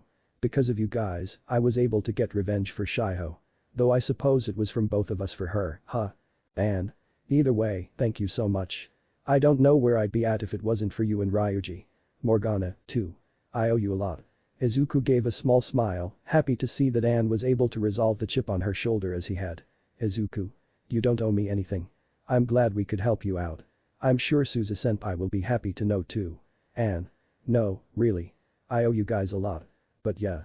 I'm excited to tell her. I'm gonna be visiting her for the next few days, so I probably won't see much of you guys for a bit. But once everything cools down, we should totally do something to celebrate." Izuku. "That sounds good. I'm sure Ryuji-senpai would be happy to hear that." Ann. "Awesome. Hopefully this whole thing will be behind us soon." Ann. "Still, the cognitive world is so strange. It's like a dream that we experienced in real life." Ann. "Speaking of that, what was up with Morgana's transformation? Would he turn back into a cat while we were still in the palace? I'm happy to see Lady Ann is thinking of me." Morgana chuckled, the cat plopping down on Izuku's shoulder and peering at the messages. "You see, in the cognitive world the treasure manipulates the shape of things, like with your clothes and my appearance. Once the cognition started to fail, the change was beginning to falter.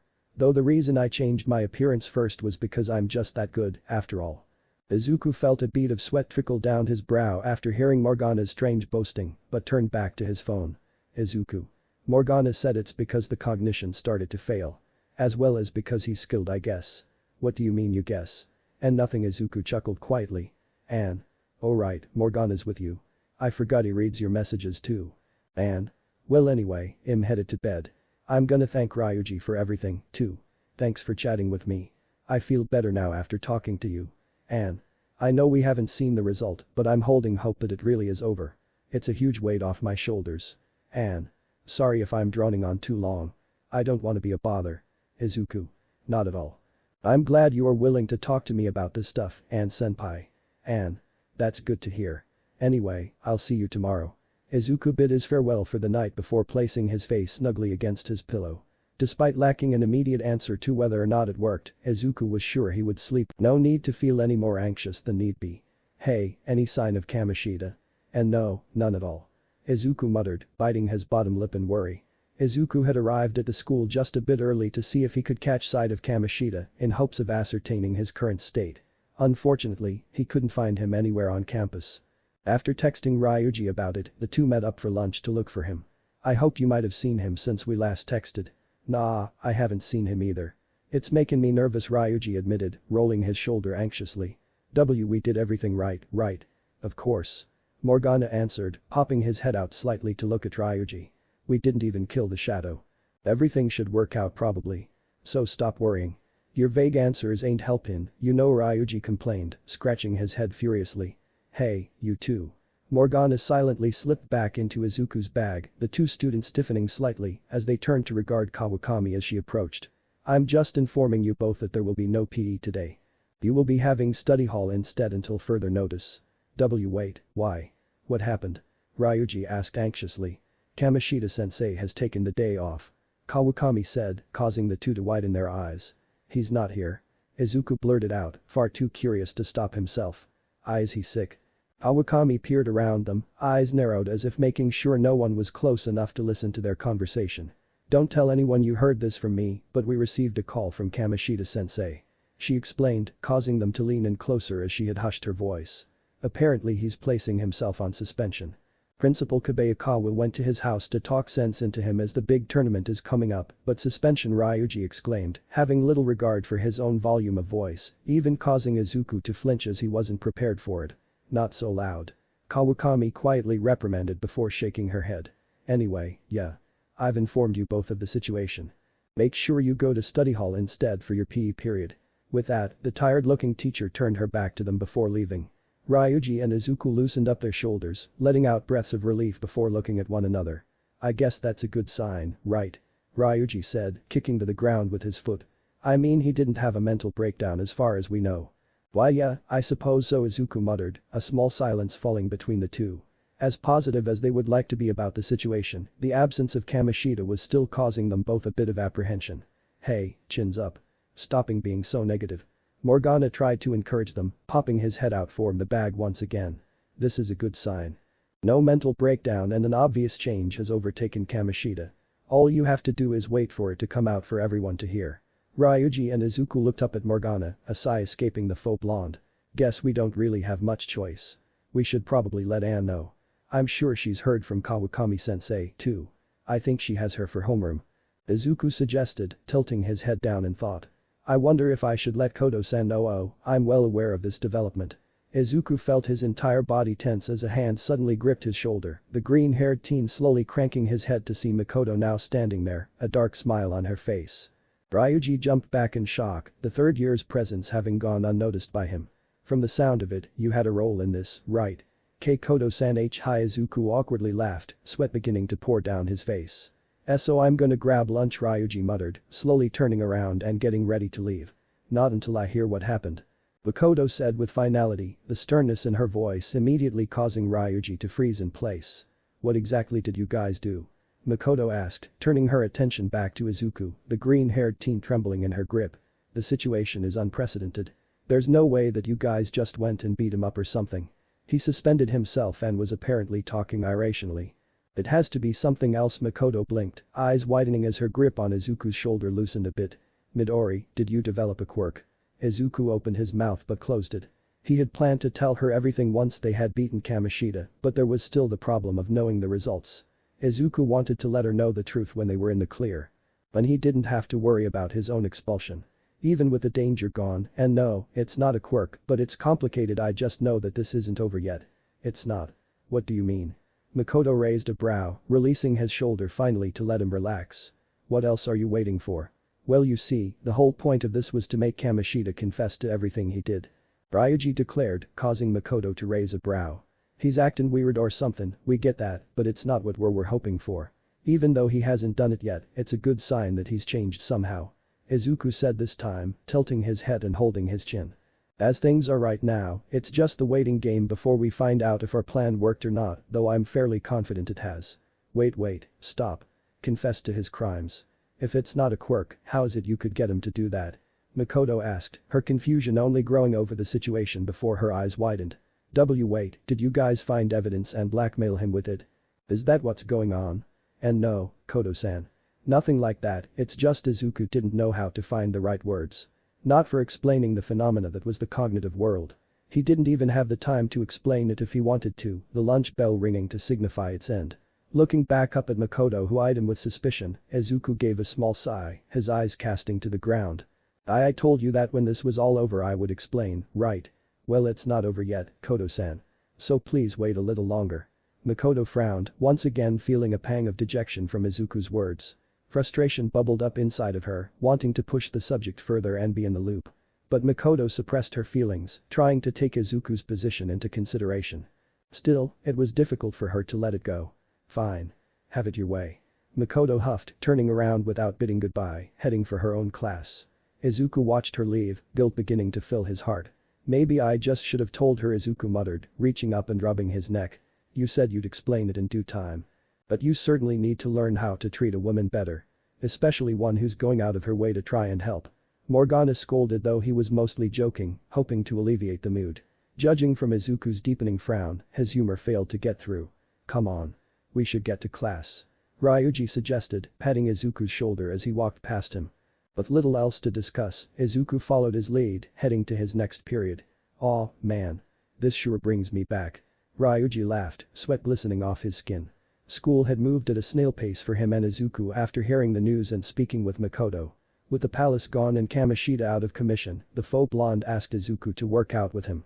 The two were currently in their school gym fatigues, taking their training to a small back area of the school. They had just finished with their warm-ups, the green-haired teen was stretching his legs out, trying to get them loose enough for a run. I'm honestly surprised you wanted to work out so soon after yesterday, Izuku said honestly, though he himself didn't mind the idea. Yeah, normally I might not after all that, but I kinda needed to get some steam off. I'm still antsy about what's gonna happen with Kamoshida, but this definitely helps get some of the butterflies out. Ryuji admitted, stretching his arms out as he did a rolling arm swing. Plus, I was feeling pretty crappy when we were moving around in the castle. I just don't move like I used to, you know. Didn't have a reason to work out much after I stopped track. Ah, I see. It's been kind of the same for me. Izuku admitted, wiping the sweat of his brow on his sleeve. Before I came here, I was training really hard to try and take the UA entrance exams. After everything that happened though, I stopped working out as often. It honestly feels pretty good to be active like this again. Well, and not have our lives at stake. He half joked, eliciting a small chuckle from Ryuji. Yeah, I totally get that. With that in mind, I say that from now on, we should be workout pals. It's always nice to have someone to help you stay in shape and keep you accountable. So I'll make sure we both get some good workouts in. Ryuji suggested, earning a nod of acceptance from the green-haired teen. Alright, let's get to sprinting. I'm gonna do some knee-high sprints. You can do normal ones or try them out, too. Up to you. Sprints. Are you sure you can do that? Izuku asked with a bit of shock. Your knee is bad, so you might hurt it again. He remembered how bad it was for Ryuji in their escape from the castle. He had been fine up to that point, but had a rather serious tumble during their desperate dash out of the palace. My knee isn't that bad now. It hurts like hell when I use my quirk and stuff, but I can run without too much problem. With how scared shitless of dying we were, I wasn't paying much attention to how my knee was doing is all. Ryuji suggested, beginning to jog in place. Now no more delay, let's get going. Oh, right. Izuku quickly nodded, doing as ordered and running at Ryuji's side. The two took a long sprint around the school. Izuku, even after going through some of his own tough training, he was barely able to keep pace with Ryuji at first. Even doing his more physically exerting form of knee-high sprints, Ryuji was fast. Izuku was no less impressed by his form and speed, trying his best to stay at Ryuji's side through the rest of the run. As they started to near the end though, Ryuji's pace began to slow, his knee-highs reduced to a normal sprint. Izuku could see on his face how much the running was starting to strain him, especially his knee. Despite the pain he might be in, Ryuji made sure to finish their lap without stopping his stride. Once the two arrived back at his training spot, Izuku slowed to a stop, putting his hands behind his head and opening his lungs up to breath in more air. Damn it, my legs are friggin' on fire, Ryuji huffed out, leaning forward on his knees. I really am out of shape. That used to be nothing. You're still really fast, I was surprised. Izuku admitted, giving his partner a small smile as he caught his breath. You must have been really fast during track. Like you wouldn't believe, dude. Ryuji chuckled, turning sideways to look at Izuku. I was fastest on my team, once upon a time. Though that's not to say the others were slow. Our track team was actually the biggest thing at Shujin for a bit, he excitedly said, but his smile quickly faded as his eyes hardened. That was until Kamoshida, of course. He wasn't always the coach here. Izuku asked, his air intake slowing enough to be silent. Yeah. In fact, he didn't get here till last year. Kamoshida didn't start with me to ruin the track team, he started with our coach. Ryuji explained, teeth gritting together in anger as he tapped his foot incessantly. Ended up getting him fired and took over as our sub. But he couldn't stop there. He started making us do crazy effing workouts. He'd work us half to death, then he'd pile more shit on top of what we already did. He wanted you all out of the way. He wanted to make his own spotlight. Izuku knowingly said, Ryuji nodding in confirmation for him. That bastard picked on me, especially. He knew I had a short temper. That I'd fight back eventually. Ryuji admitted, though shame colored his expression now. He would cuss me out if I wasn't fast enough, make me do extra sprints, and on top of that talk major shit about my parents. Izuku saw Ryuji's expression fall, taking a moment to realize that Kamoshida said more than just some curses about his parents. If you don't want to talk about it, we don't have to. Izuku offered, knowing that it was likely a very personal matter. Looking up at him, Ryuji seemed to consider the idea before shaking his head. Nah, it's alright. I feel like if I can tell anyone, it'd be you. Ryuji said, pushing off his knees and standing straight. To tell you the truth, my mom is the only one I got. My dad was a piece of shit drunk. Sometimes he'd even beat on me or worse, my mom. And of course, somehow Kamoshida found out. Aired it out and hung the whole thing in my face in front of the rest of my team. So I just lost it and threw a punch. Of course, that seemed to be what he wanted, I'm guessing he used it as grounds enough to shut down the team. But he still got away with breaking your knee in the process. Izuku asked, feeling a familiar anger boil up inside him for the teacher. Yeah, called it self-defense. Used me to end it all for my team. Now the guys all treat me like a traitor and they're not wrong. Because of me, we lost a chance at the championship. We would have gone all state. I'm confident enough to say maybe even nationals. Ryuji sighed, his head hanging low in disappointment. I don't blame him for being mad at me. But it still sucks. Izuku looked down in thought, feeling some sympathy for his friend. Hearing about the rest of Ryuji's team, one question in particular stuck out. Why didn't they stand up for him? Ryuji was singled out and had his dirty laundry aired out in front of them. And they only stood there and let it happen. Just like the students and teachers of his old school stood there and let him be bullied. Ryuji's team might not have done it out of amusement or carelessness like they did, but they were just as guilty of allowing their teammate to suffer, picked out of the group to be Kamoshida's biggest victim. Izuku wanted to ask Ryuji why, but couldn't. Considering his guilt over the situation, it was likely that Ryuji didn't consider their idleness to be a betrayal of its own. Do you want to go back to them? Izuku ended up asking, looking up at Ryuji curiously. The faux blonde bit his bottom lip, looking up to the sky as if it would have the answer. Kinda but kinda not. Things'll never be the same with them, even if what we did makes Kamoshida confess. Those guys probably won't forgive me, and hell, I'd say I've got my best teammate right here now, anyways. Ryuji said, turning a dumb grin up to Izuku, causing the green-haired teen to blink in surprise. Same goes for Anne. And Morgana too, I guess. So I'm gonna let it go and stay in the present. I'm ready to move on and think about what's ahead for us. Sound good, partner? Izuku was surprised by the maturity of Ryuji's statement, the punk showing him a new side of himself by his willingness to move on. It was likely thanks to their actions, but nonetheless it was impressive to Midoriya. It was inspiring, if Izuku were honest. Until they had gone to the cognitive world, Izuku couldn't stop thinking about how he could never be a hero now. But now, with new friends at his side, those thoughts had drifted to the back of his mind. Together they had taken down a true villain, even if it was illegal. They had become heroes of a different kind. And they all now had a chance to move on with their lives.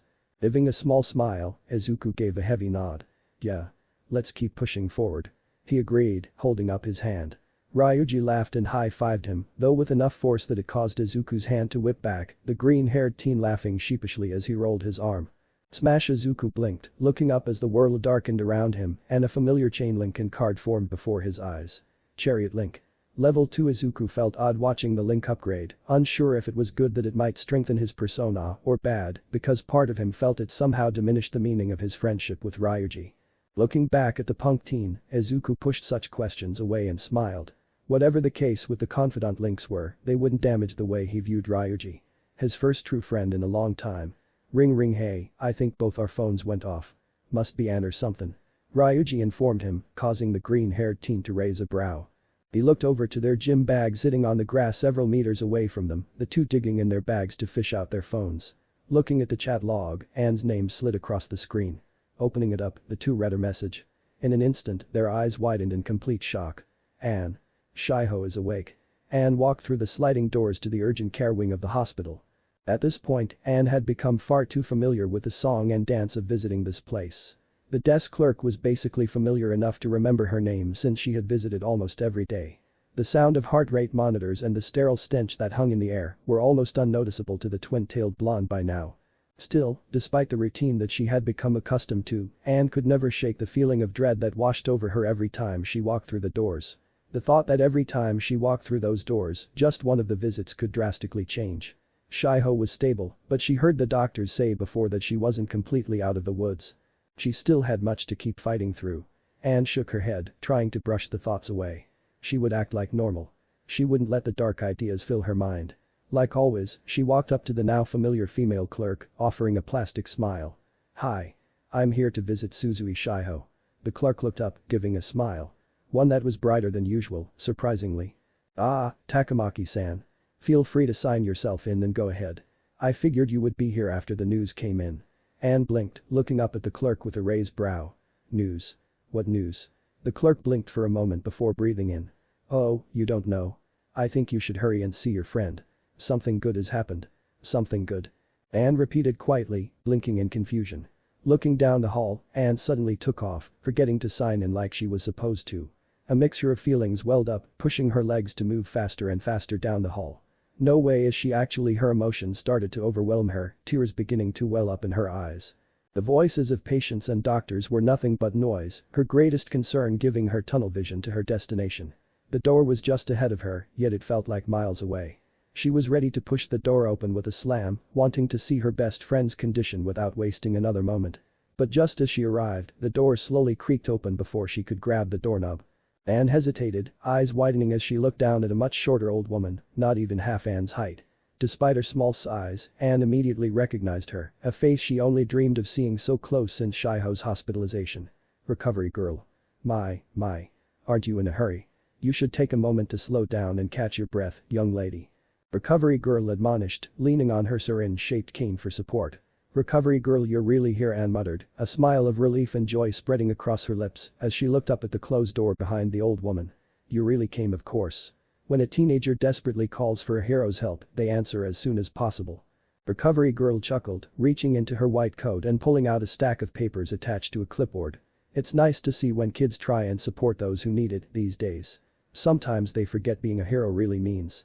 You should thank this Miss Hima boy who sent this petition to me whenever you get the chance." "Oh, of course, thank you." Anne nodded quickly, wiping away the tears of joy that were streaming down her cheeks. "So is she all better now? Did you now wait just a moment? She's not fully recovered." Anne froze at that, her heart skipping a beat. "What? Don't worry, she's out of any danger of dying. But for now, I've left her legs and arms in a state of stiffness so that she can't walk on her own just yet." Recovery girl explained, Anne blinking in shock. What? Why? Were they that badly injured, or I did it on purpose?" The fabled rescue hero declared, causing Anne to completely freeze. "Now before you get too riled up, why would you do that if you can heal her completely, then quite?" Recovery girl demanded, cutting Anne off and causing the twin-tailed blonde to recoil from the volume of her voice. Giving a deep sigh, Recovery girl's expression became more sullen. "The reason that I've held off on fully healing her body is because I want to know the state of her mental health. This girl just attempted suicide and was in a coma. Now it's not completely common, but sometimes when one makes an attempt and fails, they try again. I want to be sure that before she is walking around on her own that she's in a stable state, that such is no longer a worry." Anne's previous rage had fizzled, Recovery girl's words making a lot of sense. She didn't like it, but she understood. Looking up at the door, Anne's lips morphed into a thin line. "How is she, then?" "As far as mentally, she doesn't seem to be thinking of doing it again. The doctors here are going to continue watching her closely. I'll be back every day for the next week to check on her condition. Once I'm confident that her mental state is more stable, I'll heal the rest of her injuries." The elderly hero explained, looking up at Anne with a more gentle smile. "It's good that you're stopping by, though. She needs as much care from her friends as she can get. Help her make it clear to us and herself that she's no longer in such a state of mind. Okay?" Anne looked up at the door, sniffling a bit as she failed to mask her emotions. Thank you, I'm sorry for getting upset. Anne apologized, only receiving a giggle from the elderly hero. Don't mention it. It shows how much you care. Now go on, I won't hold you back any longer. If you come by again tomorrow, I'm sure we'll see each other again. Recovery girl said, giving her one last encouraging wrinkled smile before walking past the twin-tailed blonde. Anne followed the elderly hero with her eyes before turning back to the door. Taking a deep breath, Anne slowly reached forward and pushed the door open. Inside, her heart nearly leapt at the sight of Shiho sitting up in her bed. But what joy she felt quickly faded as she began to observe her best friend's details a bit closer. Bags now rested under her lids and her eyes were half open, looking completely exhausted despite likely recently waking up. Hey Anne. Shiho croaked out, her voice weak and a bit parched. She gave a faint smile, though Anne could easily see how forced it was. You came. Anne stared for a moment, trying to sort out her torrent of emotions after seeing Shiho wake. She was happy no doubt, but seeing her in such a diminished state still stung at her heart. Anne perished her thoughts, putting on as happy of a smile as she could muster. Hey, Shiho, I have to say you look like garbage. Anne admitted jokingly, though part of her regretted it, thinking that Shiho might take it seriously. Much to her relief, her best friend mustered up a weak laugh, though it caused her to cough a little. Well, you know me, I've always had the worst bed. Shiho broke into a fit of coughs, her voice sounding parched. Looking around, Anne found a bottle of water with a straw on the top at the side of her bed, quickly reaching for it and putting it to Shiho's lips. Her friend sipped with some vigor, thankful for Anne's help as her arms moved stiffly up at her sides. Thanks, I probably should have told her how thirsty I was. No kidding. Anne gave a half-hearted giggle, pulling a chair up next to her bed and taking a seat. There were quite a few things she wanted to say, but first she would ask the most important. How are you feeling? Alright, all things considered. I can't move my arms and legs because, well, you know. Shiho mumbled, eyes cast down to her stiff limbs. Anne figured she heard their argument outside, they weren't exactly quiet. Do you think it's necessary? Anne asked seriously, dreading whatever answer that Shiho might have for her. Honestly. Shiho muttered, her empty eyes narrowing as she bit her bottom lip.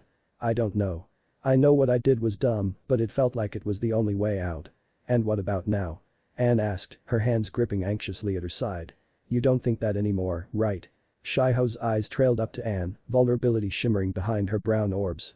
Tears started to fall from her eyes, her breath hitching in her throat. I don't know, she muttered out, weakly clenching her eyes shut as she let out a weak whine. Anne, I'm so sorry, I just felt like no one could help. Like no one could see what I was suffering. And if they did they would just be disgusted, don't you dare think that. Anne shouted, causing Shiho to look up at her in shock. For the umpteenth time that day, water streamed from Anne's eyes. It's true that I couldn't see, I'm so stupid for not seeing what you suffered, but no one thinks you're disgusting because of it. Not me, not your class, not anyone. The real disgusting one is Kamoshida, and don't forget that. Shiho inhaled a breath, looking up at her best friend in understanding.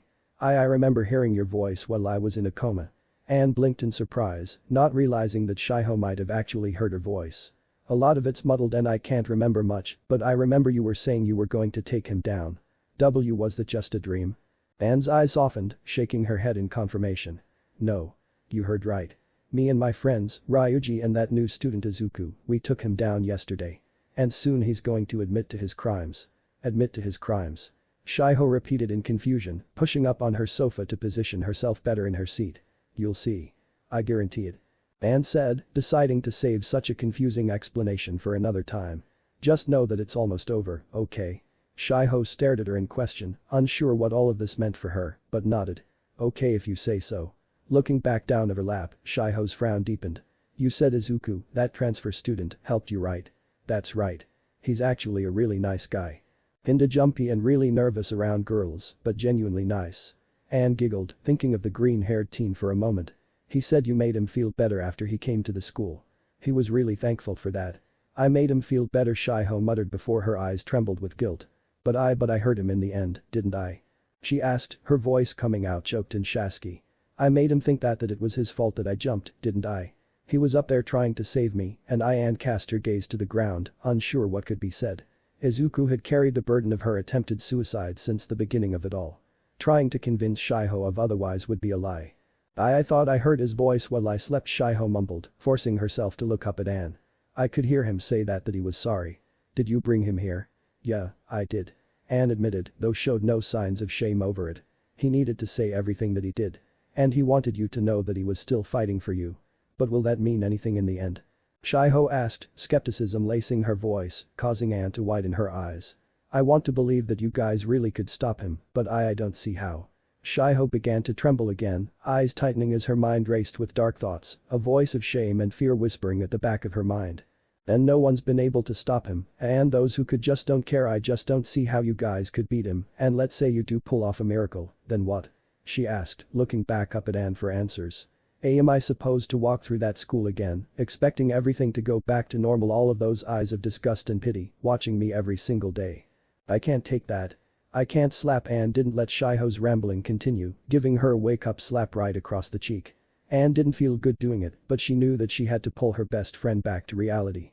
You don't know any of that. You don't know what any of the students will think. And no matter what, you won't be alone anymore. Anne exclaimed, fighting back the furious tears threatening at the edge of her eyes. Closing the gap between them, Anne tightly wrapped her arms around her best friend, her voice coming out softer this time. I don't want you to give up on us. I want you to see for yourself that you still have a place to go back to. And once this is all over, you can walk through Shujin with your head held high. Alright. Shiho held her cheek, rubbing the sore spot with her numb hand slowly. Her erratic thoughts had weathered themselves, Anne's intervention helping to silence them. But still, a shadow of a doubt lingered in her thoughts. Even if you guys can make Kamoshida do what you say, do you really think a place is left for me there?